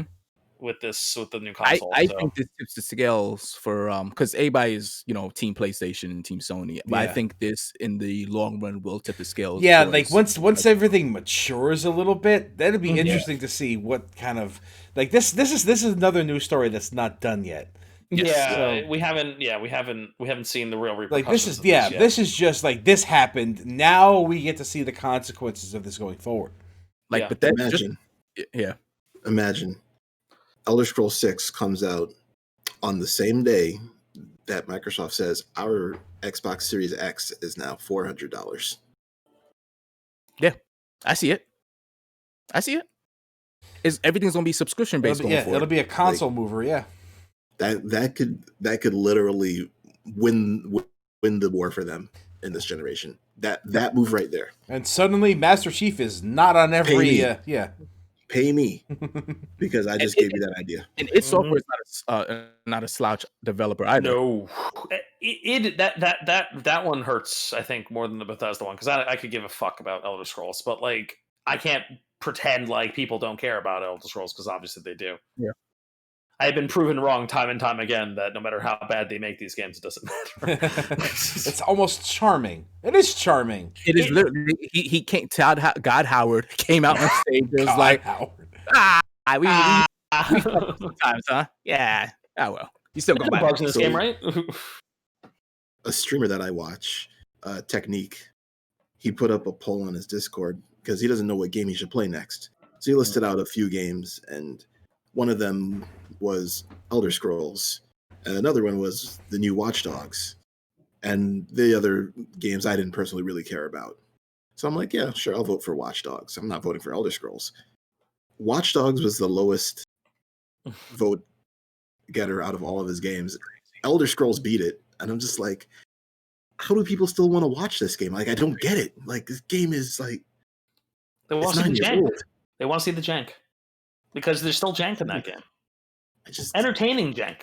I don't. And then like I watch highlight reel, which used to be a Kotaku weekly thing, but now it's on its own, and there's still Elder Scrolls stuff in it. I'm just like, Macho Man will not die. Oh man, that's Grace Yeah. Pod. how do people? How? I don't get it. I don't get it either. Like I understand like because I would probably like will I eventually play through Skyrim? I might. I don't know. Like and but I will probably only play through the game once. You know what? I only played through once. I don't think it's a bad game. It's not a bad game. It's It just like it looks like it's better than Oblivion in every way. like Not that that's a fucking high bar to clear. it was in that time where everything was, mile wide, ankle deep kind of thing. Mhm. Yeah. It was. I don't know if it was the first one to do that in that generation, but it was certainly. God, it was one of a billion. Like, It's one- yeah. And it's probably But the most prolific one. in yeah. Of that. In a generation, especially a console generation, where you are introducing this game to a new audience that aren't used to these type of games, yeah, I can see why it's big. Yeah. It's the same way. As much as I love Mass Effect, Mass Effect is a very small scale game, but it is made to feel big, Mm-hmm. the same way Skyrim does. So I get it. I'm just more a space dude than a fantasy dude. So I just like I don't know. I feel like if Skyrim was third person, I probably would have given more of a shit. it's janky third person. So I still would have like the fact that it's first person bothers me. Because like, you're wearing all this cool armor, and it's like, I don't fucking care what I look like. I never fucking see myself. What's the point? Mm. I think that's a big It's part not of, like, really. this I don't for me. care. I don't really care for the aesthetic of that setting anyway. I mean, it's going for a Viking thing, so like it's not Yeah. as big a deal. But I remember thinking that about all the previous Elder Scrolls games. I like the You way know? I like the way it controls, where you have like the right mouse does right hand, left mouse does left hand. I think that's great. Yeah. Yeah. Like there's certain things about that are good. and even fighting the dragons. Are we really talking about Skyrim? Of course we are. Go on. Listen, all I can probably attribute its success to one thing: it's accessibility for mods. Mm, It is. They are so amendable to it, and I really want to see more of that stuff going forward. Wasn't that the game that brought console mods on? Yeah, It might have been Fallout it doesn't 4? explain the console's success because it didn't have mods on consoles for a long time. Long time. They didn't come on until like the PS4 and Xbone version. All right, maybe that success, longevity. I should have said. Yeah. Yeah, that makes sense. Yeah. Honestly, and fighting dragons in that game is really cool. Yeah. It's cool. Almost as cool. Almost as cool as saying the words combat in the game. Yeah, I know. Like, I don't care. Saying the words into your microphone is the nerdiest mod I ever installed. I mean, that's cool though. Yeah. It's dorky, but it's neat. Oh, it's great. Super great. All right, let's move on. Jesus Christ. Yeah. Yes, please. And that's about Skyrim. What the fuck are we doing? Amazon announcing that they would launch a cloud gaming service named Luna, which is currently in early access as we speak. And outside of that, I've heard nothing about it. In fact, I didn't even know anything was going on about this until the specter of cloud gaming is still haunting me and still scares me to death. It's still this news reminds me. Remember that meme where Twitch Plays Pokemon was happening and Gandalf was like, "Wait, we had a Hitmonchan." Yeah. That was you, Dale. Exactly. It was a Hitmonlee. Amazon announced, "Wait, what? Is dead already? Wait, when did this happen?" Stadia's all alive? Yeah, that's the best place to play Cyberpunk. Yike. Yeah. But one singular yike. That is correct. One yike. I'll give you one yike, sir. Yeah, of course Amazon would get into gaming. I don't know. Like they've been involved before. Yeah, they've been trying to get out a couple games. I mean, they own Twitch. Well. Right, they own Twitch. That also helps them be interested. Oh, I forgot about that. Yeah. Yep. Never forget. I don't have anything to say about this because I have relatively no opinions other than I'd rather not have an opinion, or would rather not have cloud gaming. I'd rather not have to pay subscription-based gaming models to just play games. I mean, like, sure, it exists already. I really want to own my video games. Thank you. Yep. Yes. With what's it called? With the Microsoft Game Pass. Which I mean, like, even I own it because it's still a good freaking deal, but like, I don't want to own it. Yeah, it's. I understand that it's too good to ignore, but it scares the shit out of me. Because at some point, the fact that I can play 5 new games for $15 a month is going to come back and hurt the people who are making the games. That's my biggest fear about it. Legitimately, my biggest fear about it is that. At what point does this hurt the people who are making the games? They're already struggling. Yeah, it's already a fucking nightmare wasteland landscape of game development and like endless crunch. Game Pass is going to devalue games more, and that's not good because these like. Let's not singularly say Game Pass. Game Pass, but that model. Subscription-based models. Yeah, the subscription-based model.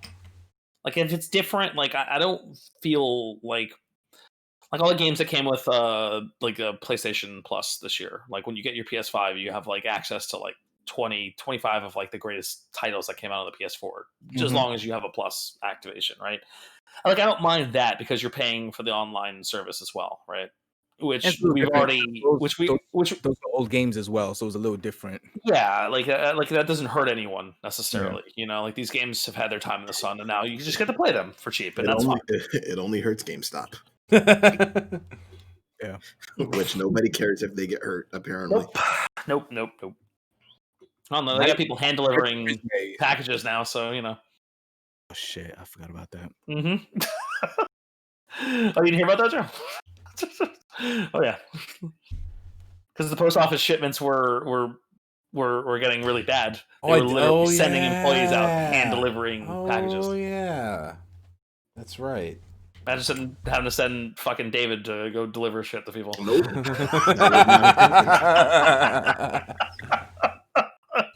You had the customer like, please don't ever send him. Chris, that would have been you.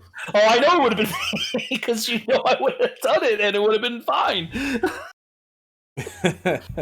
I would have just hoped that you wouldn't have ended up in like a train tunnel or something. That'd be fun. That was a long time ago, man. I'm not. It is down. Jesus. Why are you buying clothes at the soup store? October 15th, Blizzard Entertainment announces that they are no longer producing new content for StarCraft 2. This is after really 10 years. Like, I mean, that's 10 years old.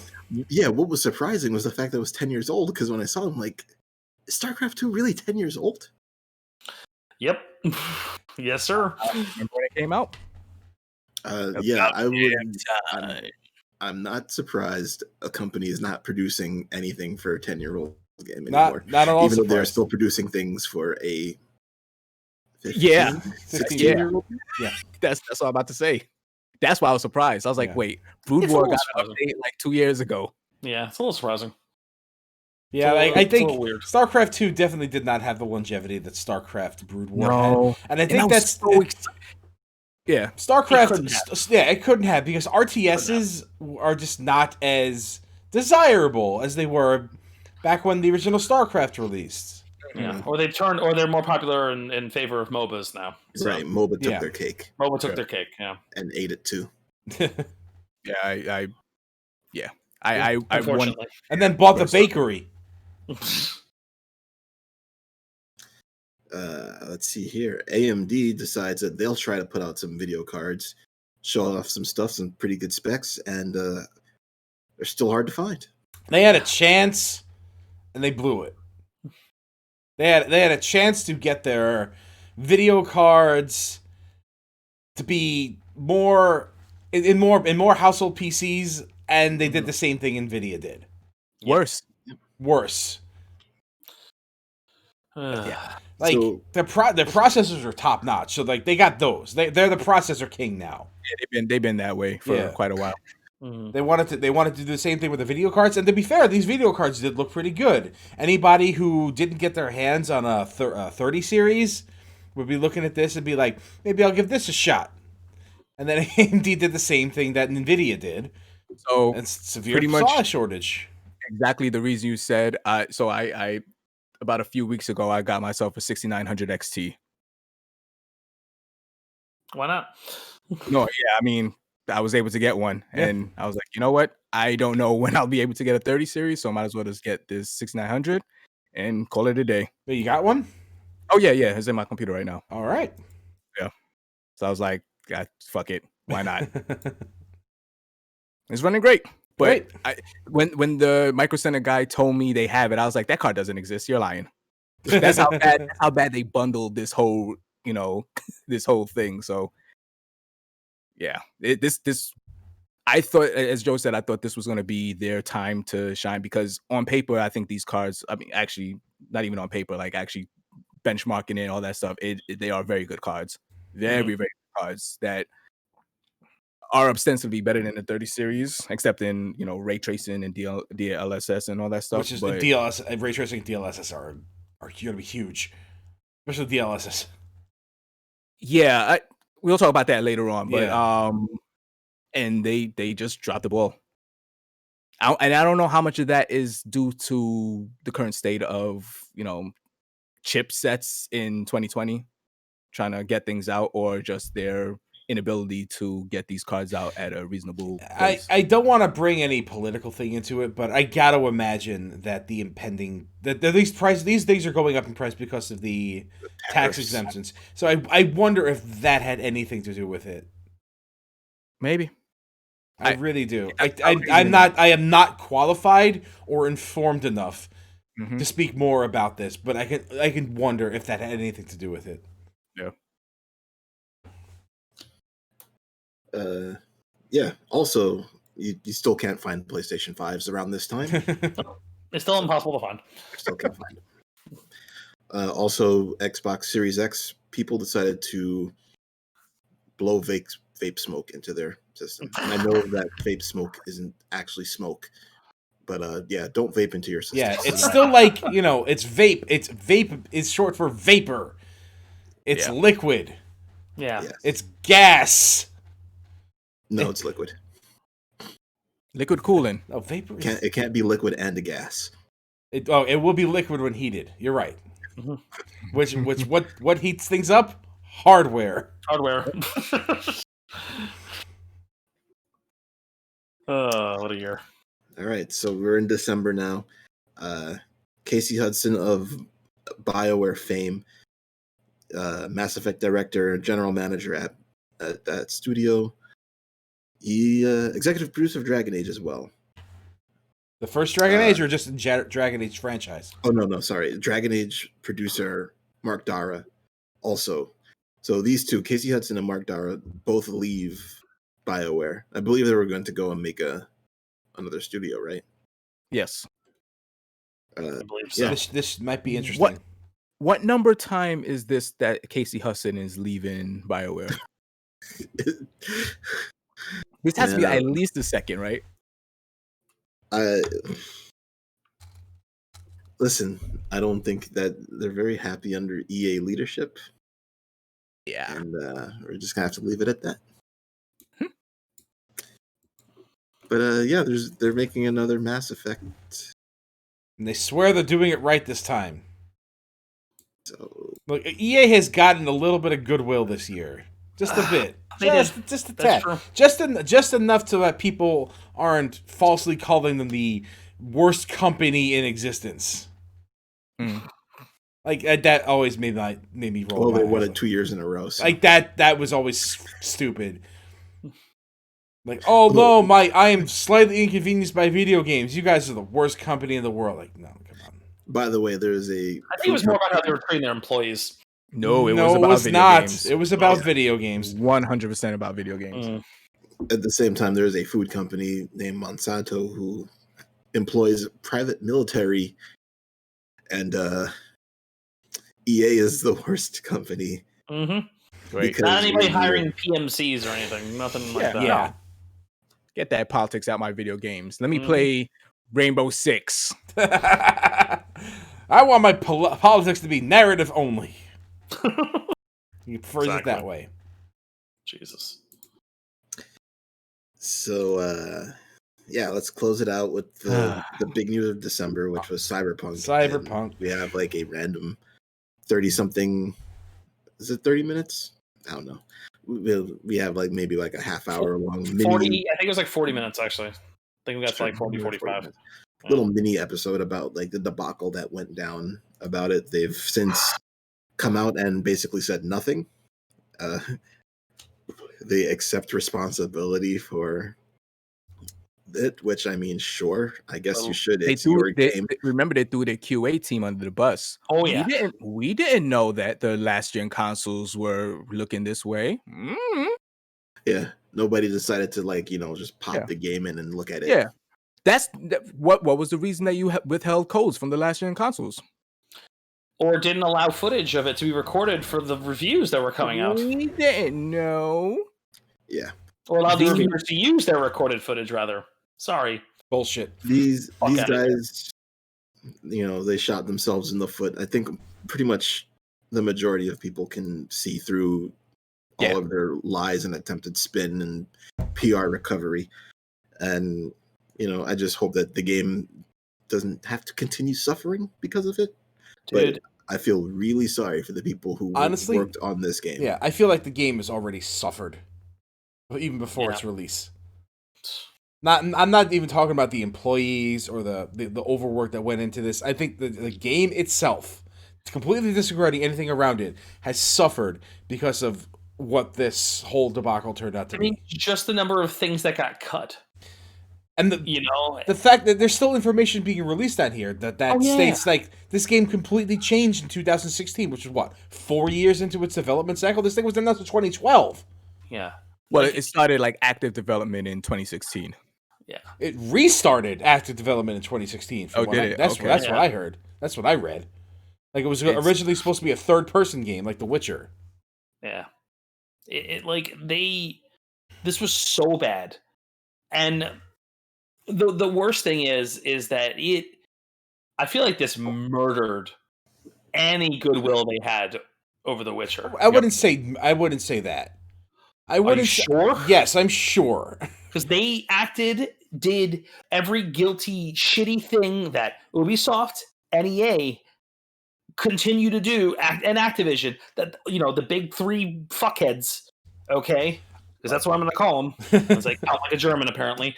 But, like, it's just like, it's just so fucking weird. It's just so fucking shitty, man. Like, they made every wrong decision possible. I'll give you that. And It's despite the fact that absolutely they knew, man. absolutely right. And You're absolutely right. Don't forget that easily, man. That's true. No, But do. I also don't think it completely just overrides all the goodwill The Witcher 3 gave them. I don't think it does that either. The next game that comes out, people will remember Cyberpunk because of it. They will. It taints it. I don't think it removes it. I didn't say maybe it doesn't remove it, man, but it does an incredible I amount think of there's harm. irreparable damage. Oh yeah, it's damaged. There, Baron. We'll all agree that it's damaged. This did damage the. It's still not on the play. We forgot to talk about it. It got taken off the PlayStation Store. Yeah, It's still A not move back. that has, to my knowledge, never happened. I've never seen a game removed by the Platform owner holder. of this. Yeah, by the owner because of poor quality. Yeah, Sony. Never seen it. Do you know how fucking furious Sony must have been because this cut into the numbers in December? That must have been astronomical, and the promise that Cyberpunk essentially threw all the publishers under the bus, all the console people under the bus, because they're like, oh yeah, they'll return it, and it's like, no, they don't, for digital sales, and Sony had to because of the overwhelming demand. And this is Sony, and Sony doesn't give a fuck, right? And Sony started doing it. Yeah. So you know how pissed they were. And we don't even know what the timeline is for the game to get back onto the store. No idea. If at all. I mean, it'll get back there, but what happens if it doesn't? Yeah, man. It will, but what if it doesn't? Like, I mean, like it could be 2022. We might not even see it next year. Who knows? I mean, I'm gonna wait and just play my PS5 version eventually. Well, I'm not playing it right now. I'm gonna wait for more bugs to be sorted out. And Same. well, at this point, after hearing enough about the game and seeing reviews about the gameplay, I'm just gonna end up playing it for the spectacle, because it wasn't the game I wanted it to be anyway. Mm-hmm. So I'm kind of in the same boat. I actually returned my copy the other day because I had a physical PC copy, and I just returned it back to Amazon. And I think I cannot divorce what's happened surrounding the game from my actual enjoyment of it.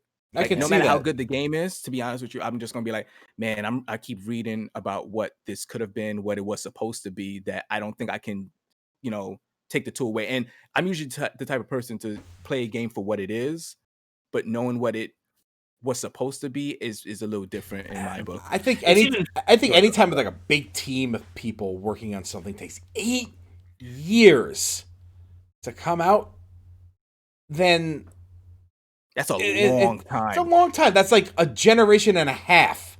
Yeah. Like, if it takes that long, that things changed, and there was no singular vision going in the first place. Yeah. Mm-hmm. I get that feeling even more too, staring at, like, because I'm watching Claire play The Witcher 3 right now. Like, and I see how, and I mean, that game it's buggy, right? It's far from perfect, but like, I see the masterpiece that game is. Because that game's a masterpiece. And you know what? There's a really good article that Jason Schreier wrote over at Bloomberg, where he talked about he was interviewing a lot of the developers, and the sentiment around the office was, "We made The Witcher 3. We'll be fine." Yeah, of course, because The Witcher 3 was a masterpiece. Well, that's fucking hubris speaking right there. That sounds like Anthem. Yeah. Yeah, but yeah. Whatever. So it's all those stuff where I'm like, you know what? I don't. Even if this game is the game that in 2022 is like, hey, game of the year version, it is complete. I'll play it one day, but I'm not jumping for it, honestly. Yeah, no, I get it, man. Like, the game itself is basically just spectacle. Mm-hmm. Yeah. I mean, that's fine. Yeah, that's okay. Like, yes. Yeah. There's nothing wrong with as that. Theo is often fond of saying, it is a visual medium. Mm-hmm, yeah, it is. It's part of the package deal. Yes. But yeah, I get that. Like, oh man, we'll see. We'll see. So is Yeah. that all the things that we wish to touch Well, on? considering the Those fact that are- the Cyberpunk story is still ongoing, then yeah, Yeah. There's it's a few pretty. things on here that's still ongoing. Yeah. Yeah. Like, who knows We when also they'll? forgot to mention it was delayed 4 times. Well, 3 times. Yeah. Can you It was imagine delayed. what this looked like in April? Boo.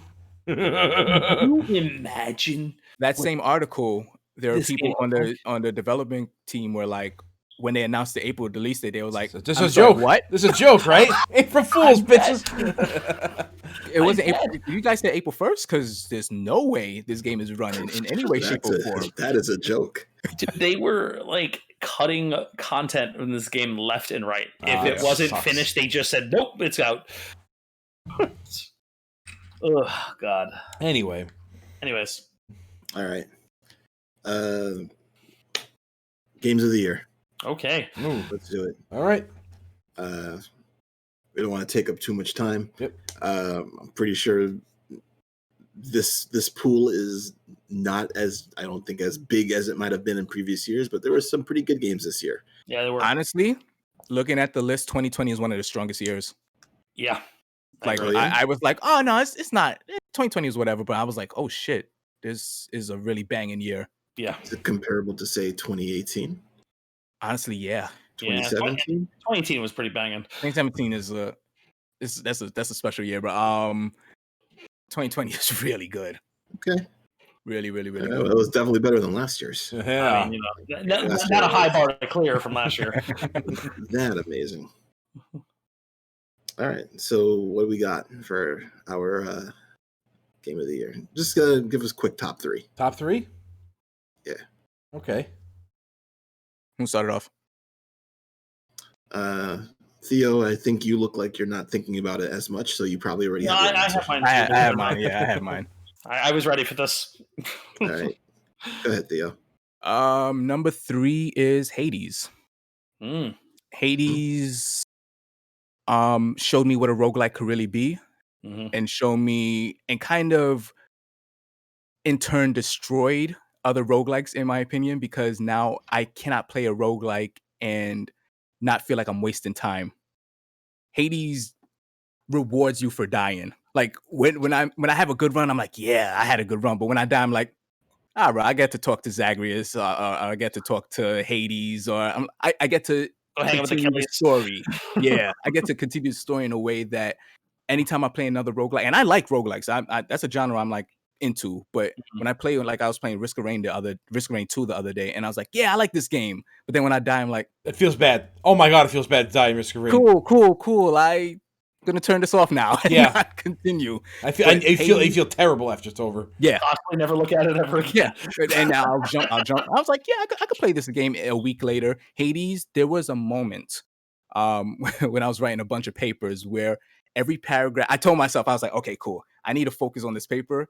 Let me treat myself like after every paragraph. Every paragraph, I would play a run of Hades, and I'm like, okay, died, go back to writing this paper. Like I had to force myself away from that game because it's so incredible. Mhm. Number 2 is Animal Crossing. Mhm. I don't think I would have made it throughout this year without Animal Crossing. You were To not be- alone to in be- that, sir. To be quite honest, I like Animal Crossing, but always teeter off like after 20, 30, maybe 40 hours.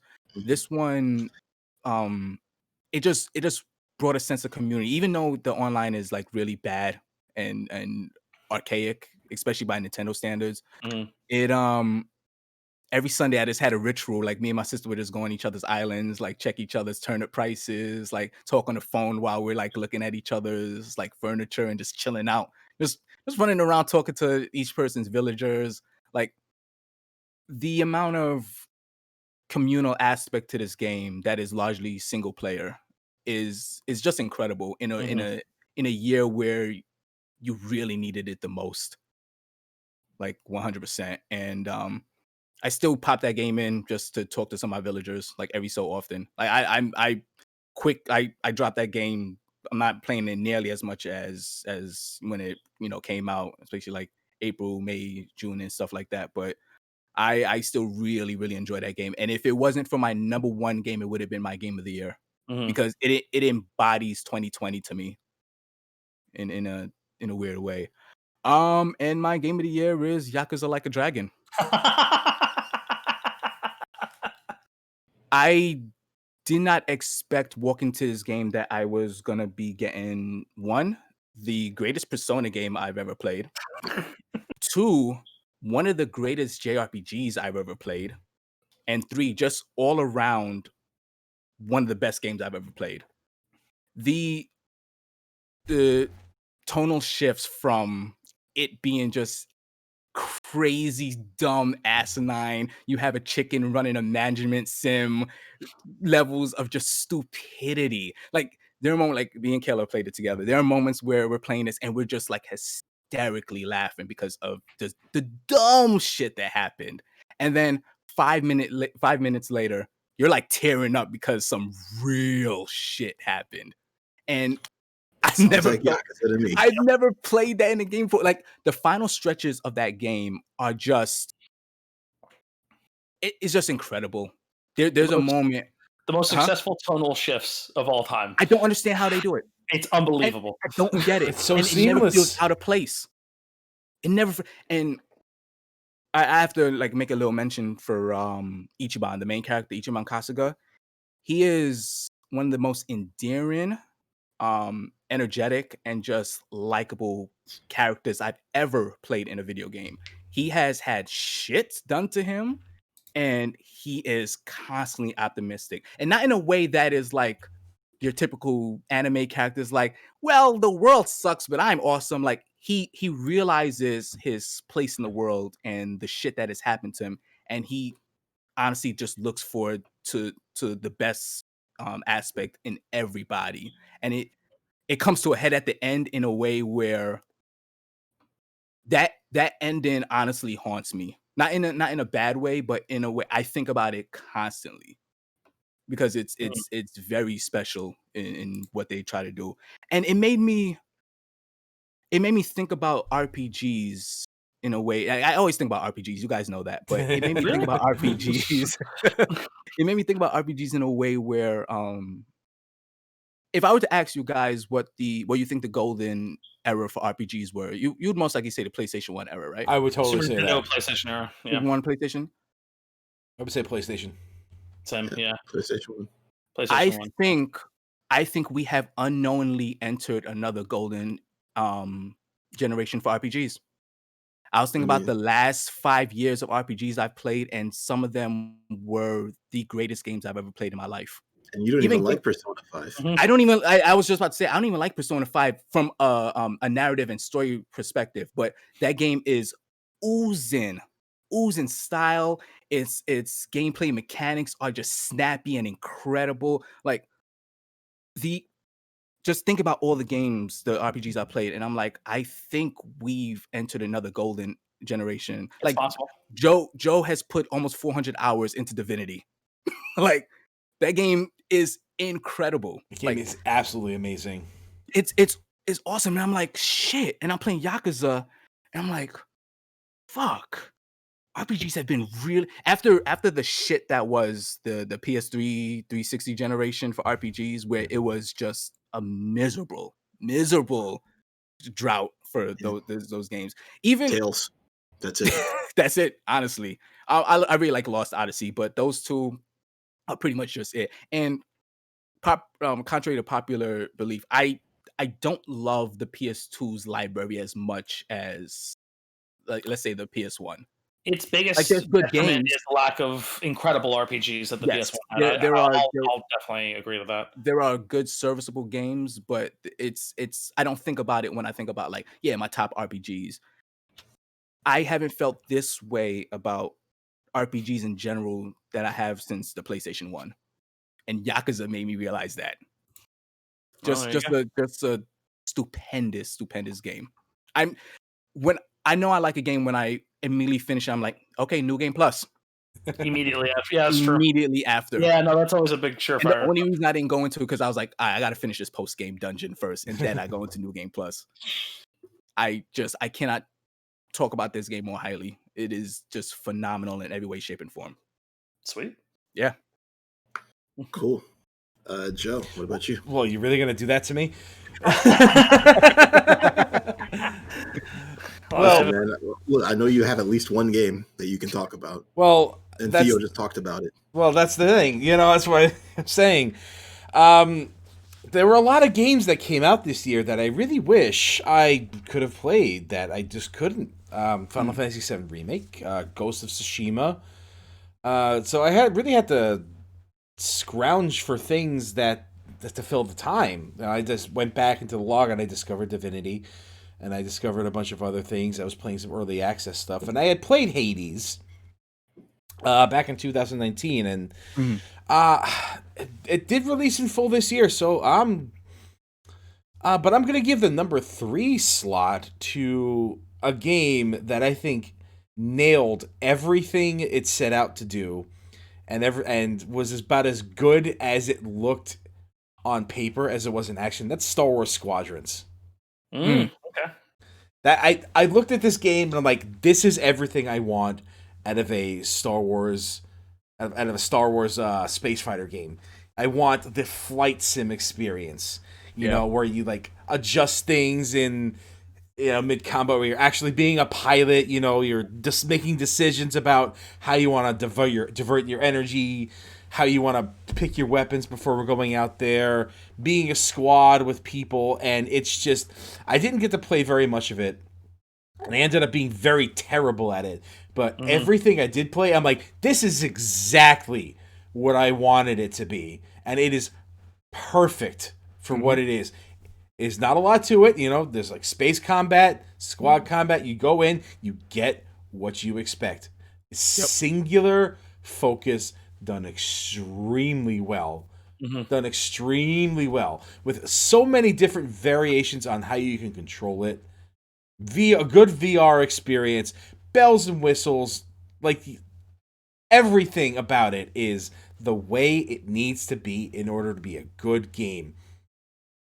And a good Star Wars game. And a good Star Wars game. Good, great use of the license. Yes. With some little bit of asymmetrical kind of multiplayer there a little bit, Like the Rebels and the Imperials do not have the same kind of thing. Yeah. No, that's true. They have different kind of styles, and that could present some balance issues there, which I haven't been following on, but everything this game set out to do was done incredibly well.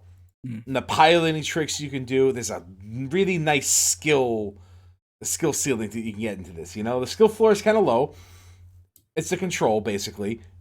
But the skill ceiling is really, really good, and I think it's very, very rewarding if you can get good at it. And I couldn't. And I wish I could. But this game definitely deserves my number 3 spot. Hades was like Theo said, it is the quintessential roguelike. I think, for my money, I still can't get over just how good Binding of Isaac was to me. Yeah. And I've been trying to fill that not that void, but like it's another I'm chasing that dragon.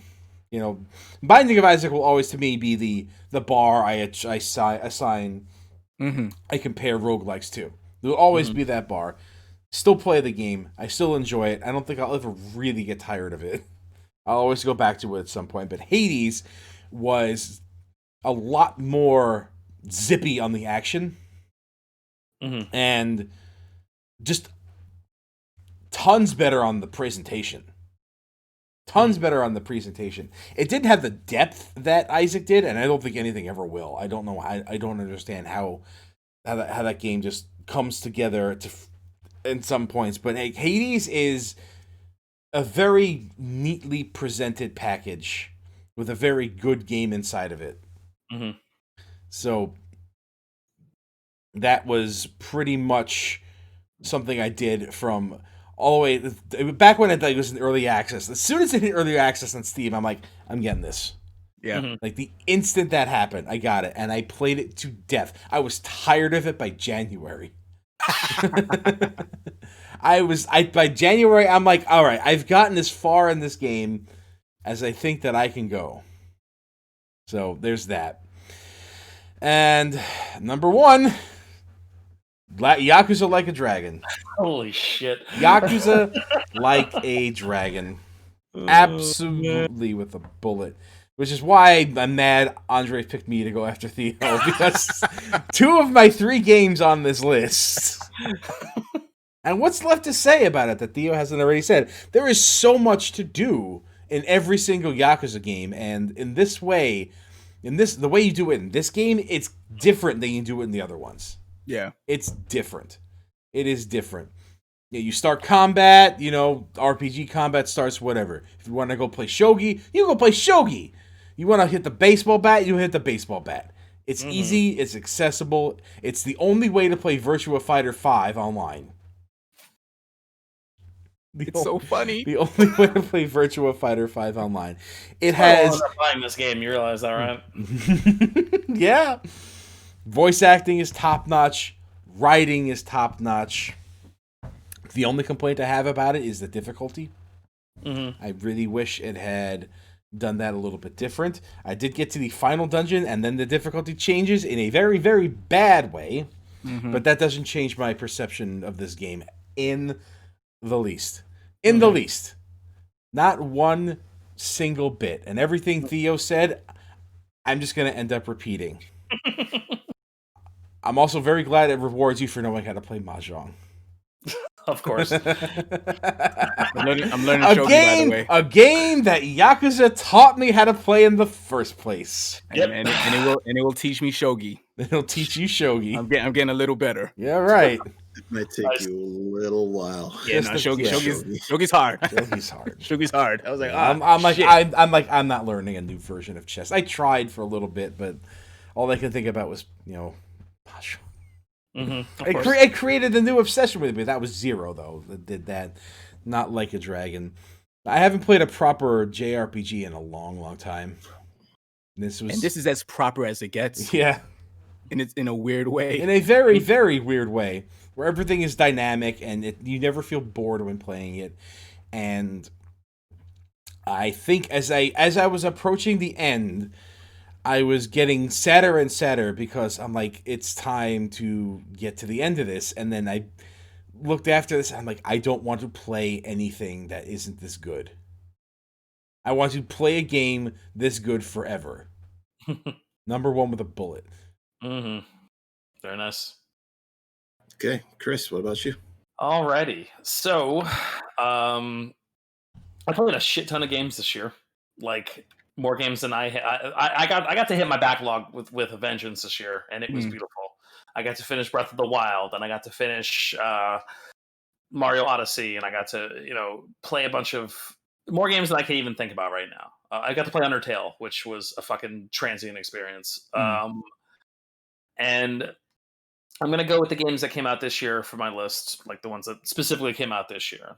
And my big 3. My honorable mention to my backlogs are obviously Breath of the Wild and Undertale, because holy fuck. But barring those aside, my number 3 is Final Fantasy VII Remake. It was everything I wanted it to be. I think, reflecting on a little bit, you feel the padding in that game.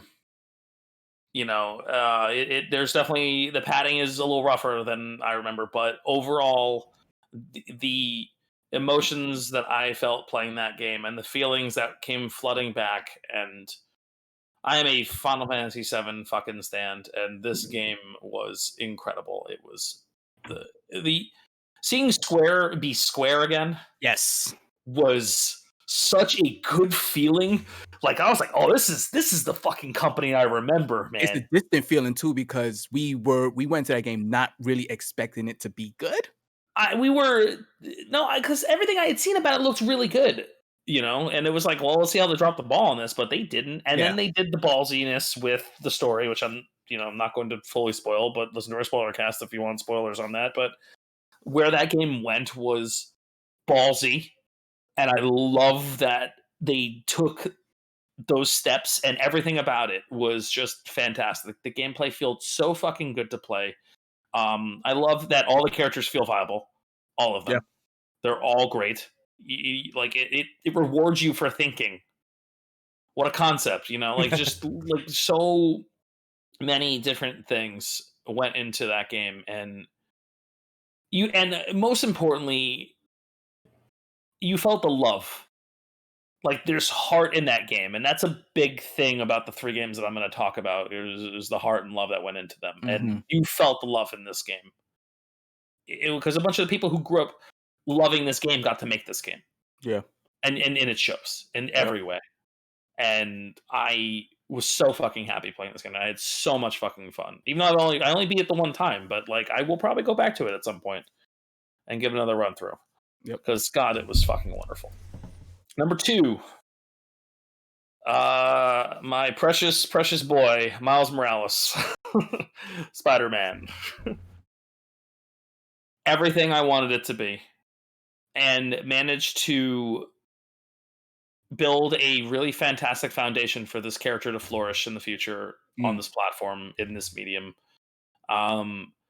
Just absolutely fucking wonderful. I understand it's shorter, but I feel like it was actually more to its strengths than its detriments. Like I feel like a lot of people kind of put it down for that, and but they had a reduced price point, so I think everybody needs to kind of relax on that end, to be honest. Because if it was full price, then I could see this game being a disappointment. But like it was already on the cheaper end, and it really got to showcase what these next gen consoles can do. On top of that, and having a game immediately on the PS5 for me to play and love as much as I did was really nice. Yeah, it was really nice. It came out when it did. Oh my God! Like I mean, you guys remember my reaction to the announcement? Yeah, I was just like, "Fuck, fuck," and they crushed it. Insomniac just continues to understand why Spider-Man's a fucking phenomenal character, and that game just continues to prove that. Yep. And yeah, so that's my number 2. And my number 1 with a bullet is Streets of Rage 4. Yeah. It is behind me for that very reason. I know Joe was not as hot on this game as I was. Theo, you were pretty hot on this game. That doesn't mean I didn't like it a lot. That doesn't mean I didn't like it. I did like it a lot.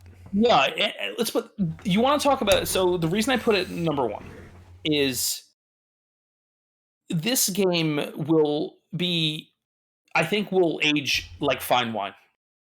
I think it is an incredibly made beat 'em up. I think it might be the best beat 'em up ever made, in my personal opinion.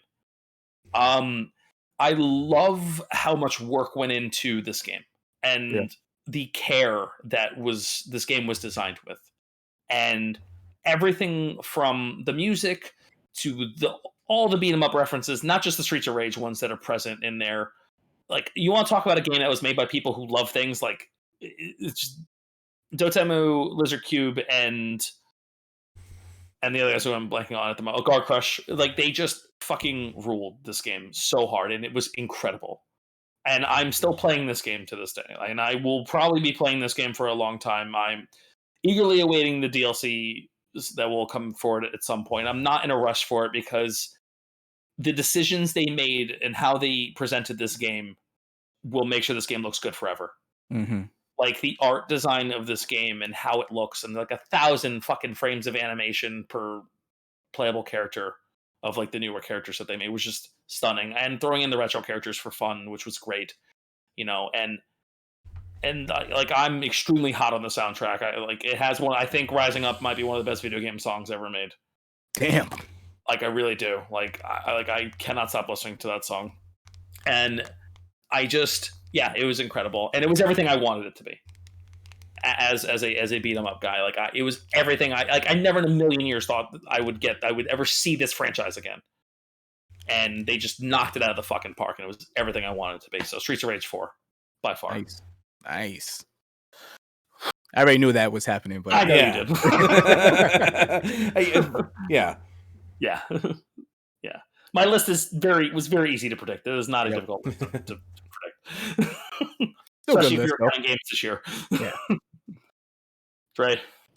All right. Well, for me, I got to shout out Animal Crossing real quick. It's not on my top 3, but I mean, like I said, 795 hours. It probably should have been. Probably should be. I'm going to go with Final Fantasy VII Remake. for my number 3 because, Huh. hey, I think Chris pretty much summed it up very well. Mhm. I definitely love the direction they took the game, and that's not just the bravery and the story and such. It like just the gameplay, Mhm. where it was something that when the game was coming out and there was the trailer before the gameplay trailer that they showed before the game came out, was just like, wow, this game is actually looking really good. Yep. Yeah. That first And- gameplay trailer. Oof. Yeah. It did And everything at it that needed point, to do. yeah, at that point I was just like, okay, all right, well, and I just basically no lifed that game because I was like, I can't not play this game. I need to know everything that's happening before somebody opens their fat mouth and tells me. I don't remember the last time I played an RPG like that. Like seriously, I do not that remember. hard? That hard. Yeah. And for what it's worth, there were a couple of fights in that game that gave me my run for my money, and that doesn't happen to me a lot in RPGs. So Shout out Hell House. whenever I Oh my get a nice challenge in an RPG, it's like it's almost unexpected to me at this point. Yeah. So I'm just like, yeah, you know what? This is something I really enjoyed. Mhm. Also, I think the hard mode in that game is brilliant. I think it is amazing. Yep. Because the thing that ruined Final Fantasy 15 were items. And in this game, there's like the hard mode is no items.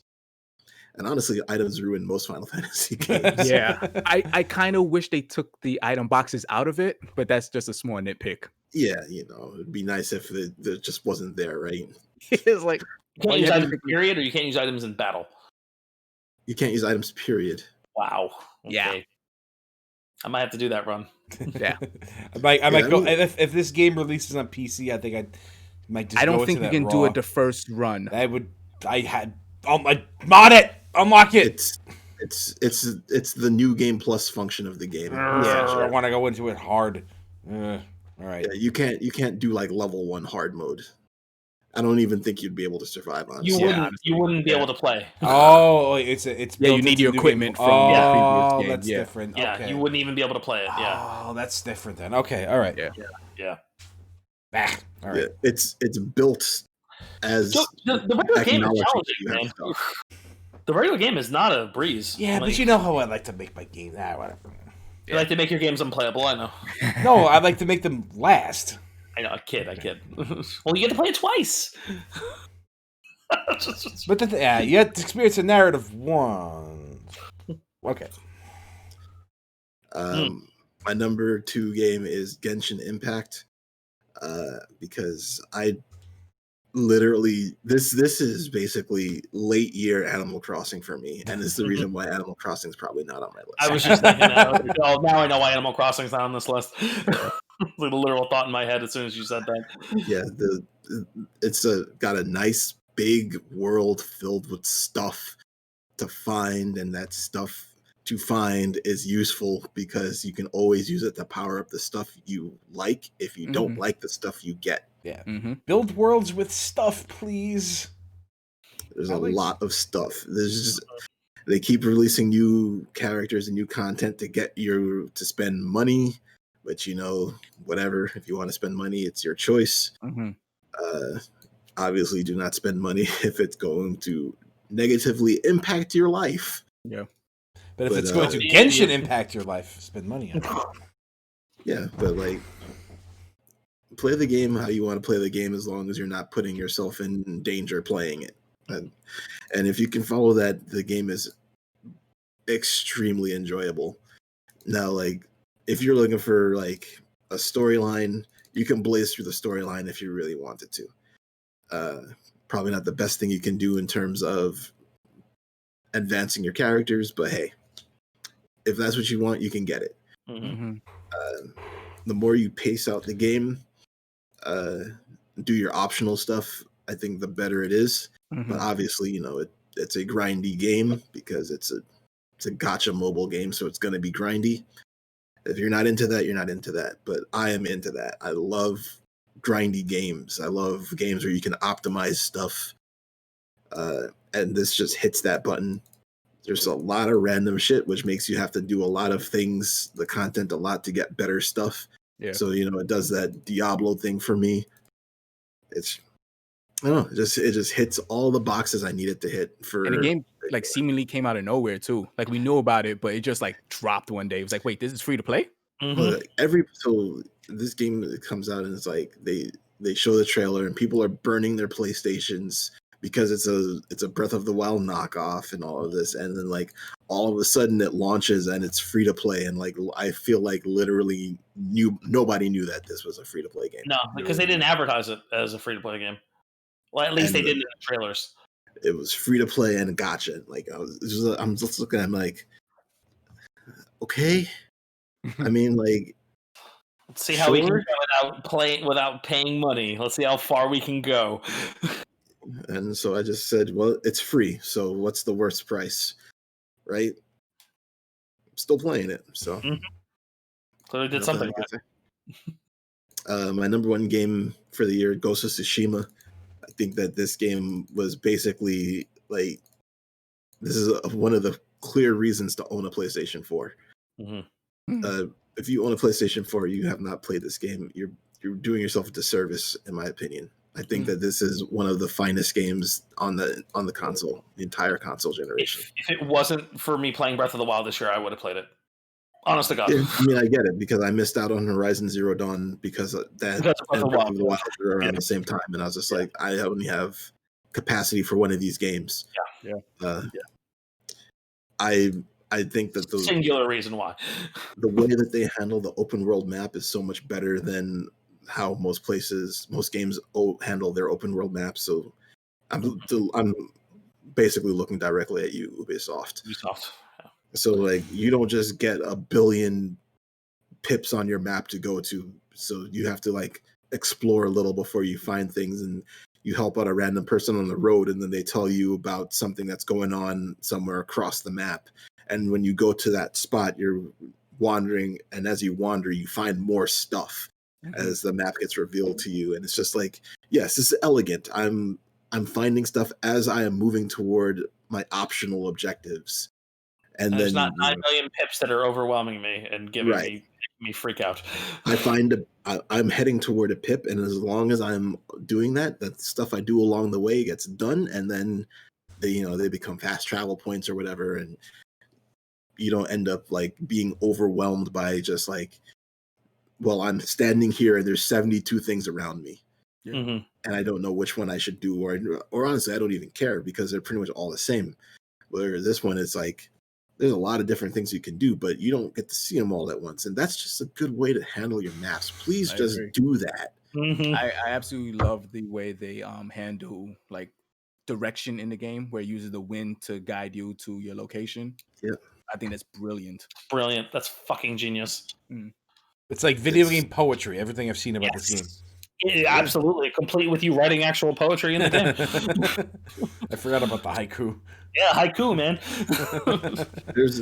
So the haiku system is actually pretty cool because each haiku is tied to a cosmetic headband, and the headband that you get, if you go and look at it in the menu, has the haiku that you wrote. Is that right?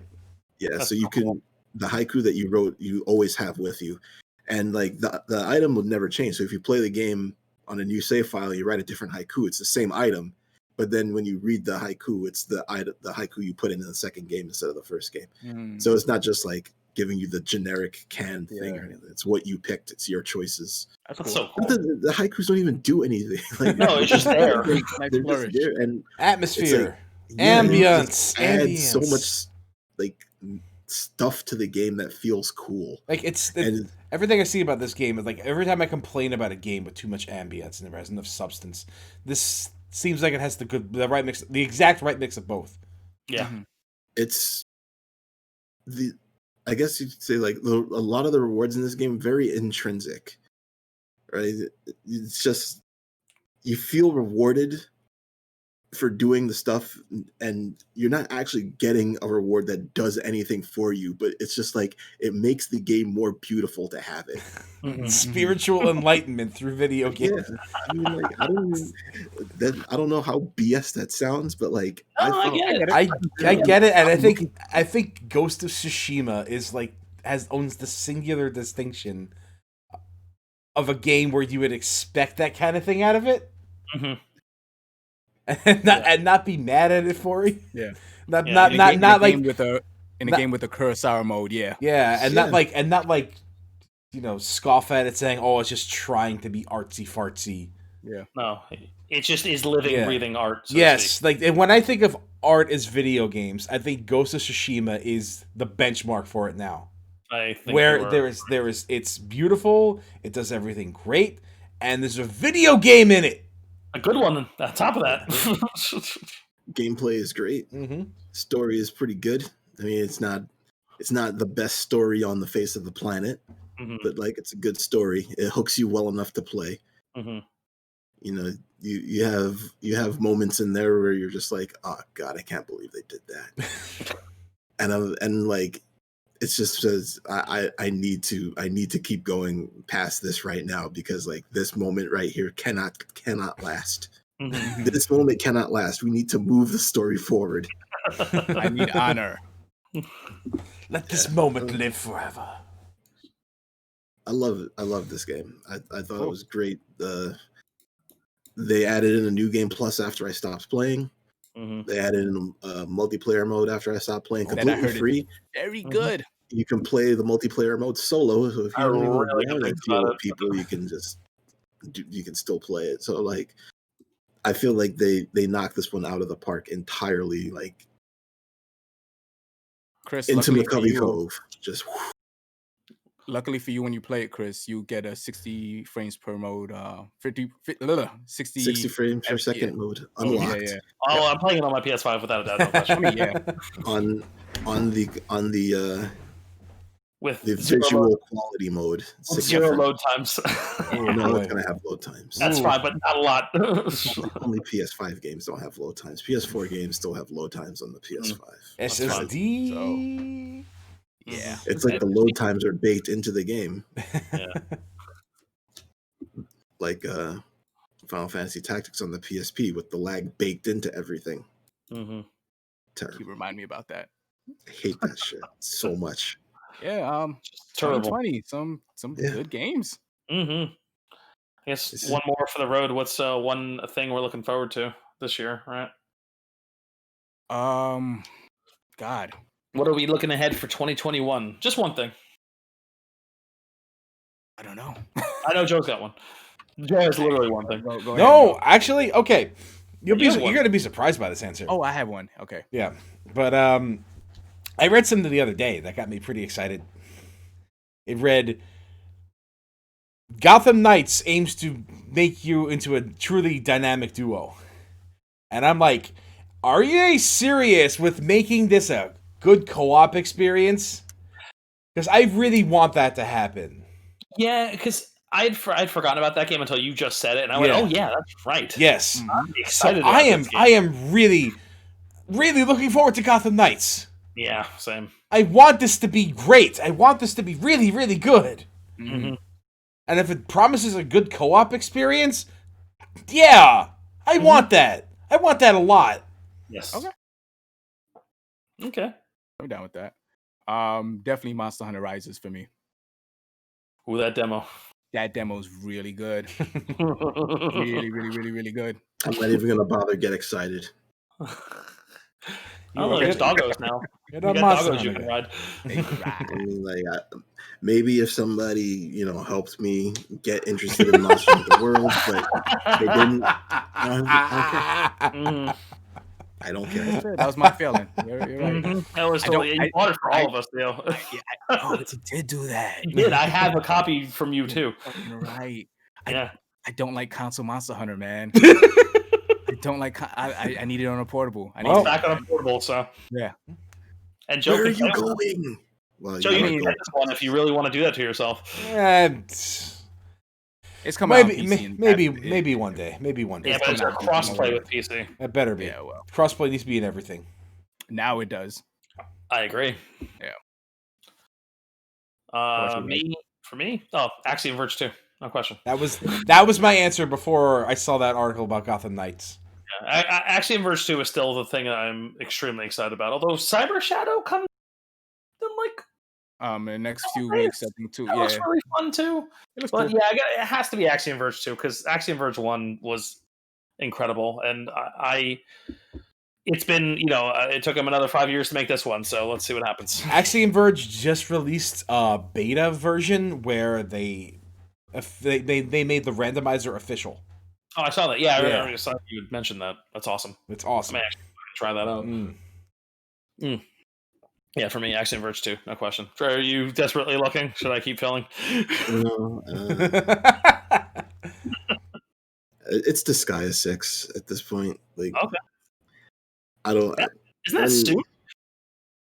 Yeah, April. Relatively, I guess. Yeah. I don't know. Like, there's the only thing that I'm really excited for is Final Fantasy 16, but that's not coming out next year. No way it's coming out next year. 2022 is going to be nice. Yeah. It could come out this year, I think. Nah. No, it better not. Not It better with not. COVID. It better not. Whatever they might have done that in a normal year, maybe, but I don't. Maybe, yeah. Not with the work from home. Yeah. Also, I don't know if it actually is going to launch next year, but they claim it is. But the skateboarding game that I've been watching for a while called Session is supposedly going to come out next year. There's like Skater XL, I think, which is kind of like a similar game, but more not good. Mm-hmm. I guess is the best way to say it. Tony Hawk's 1+2 is pretty fucking solid, man. That made me happy. That came out this year. Mm-hmm. Maybe I'll get to play it one day. It's I guess the thing that I was probably looking forward to the most for this year already came out, which is the re-release of Scott Pilgrim. Mm-hmm. So, good start. Yeah. Real good start. Mm-hmm. All right. Well, I think that does it. We did it. We made it. We reviewed the year in shitty year, great year for games. Great games. 2021, hooray! 2021. Yay, 2021. WON. No, stop that, Theo. That's bad, Theo. Yay! Oh, God. Cool. Joe, go to bed. Oh! Try to get us out of here.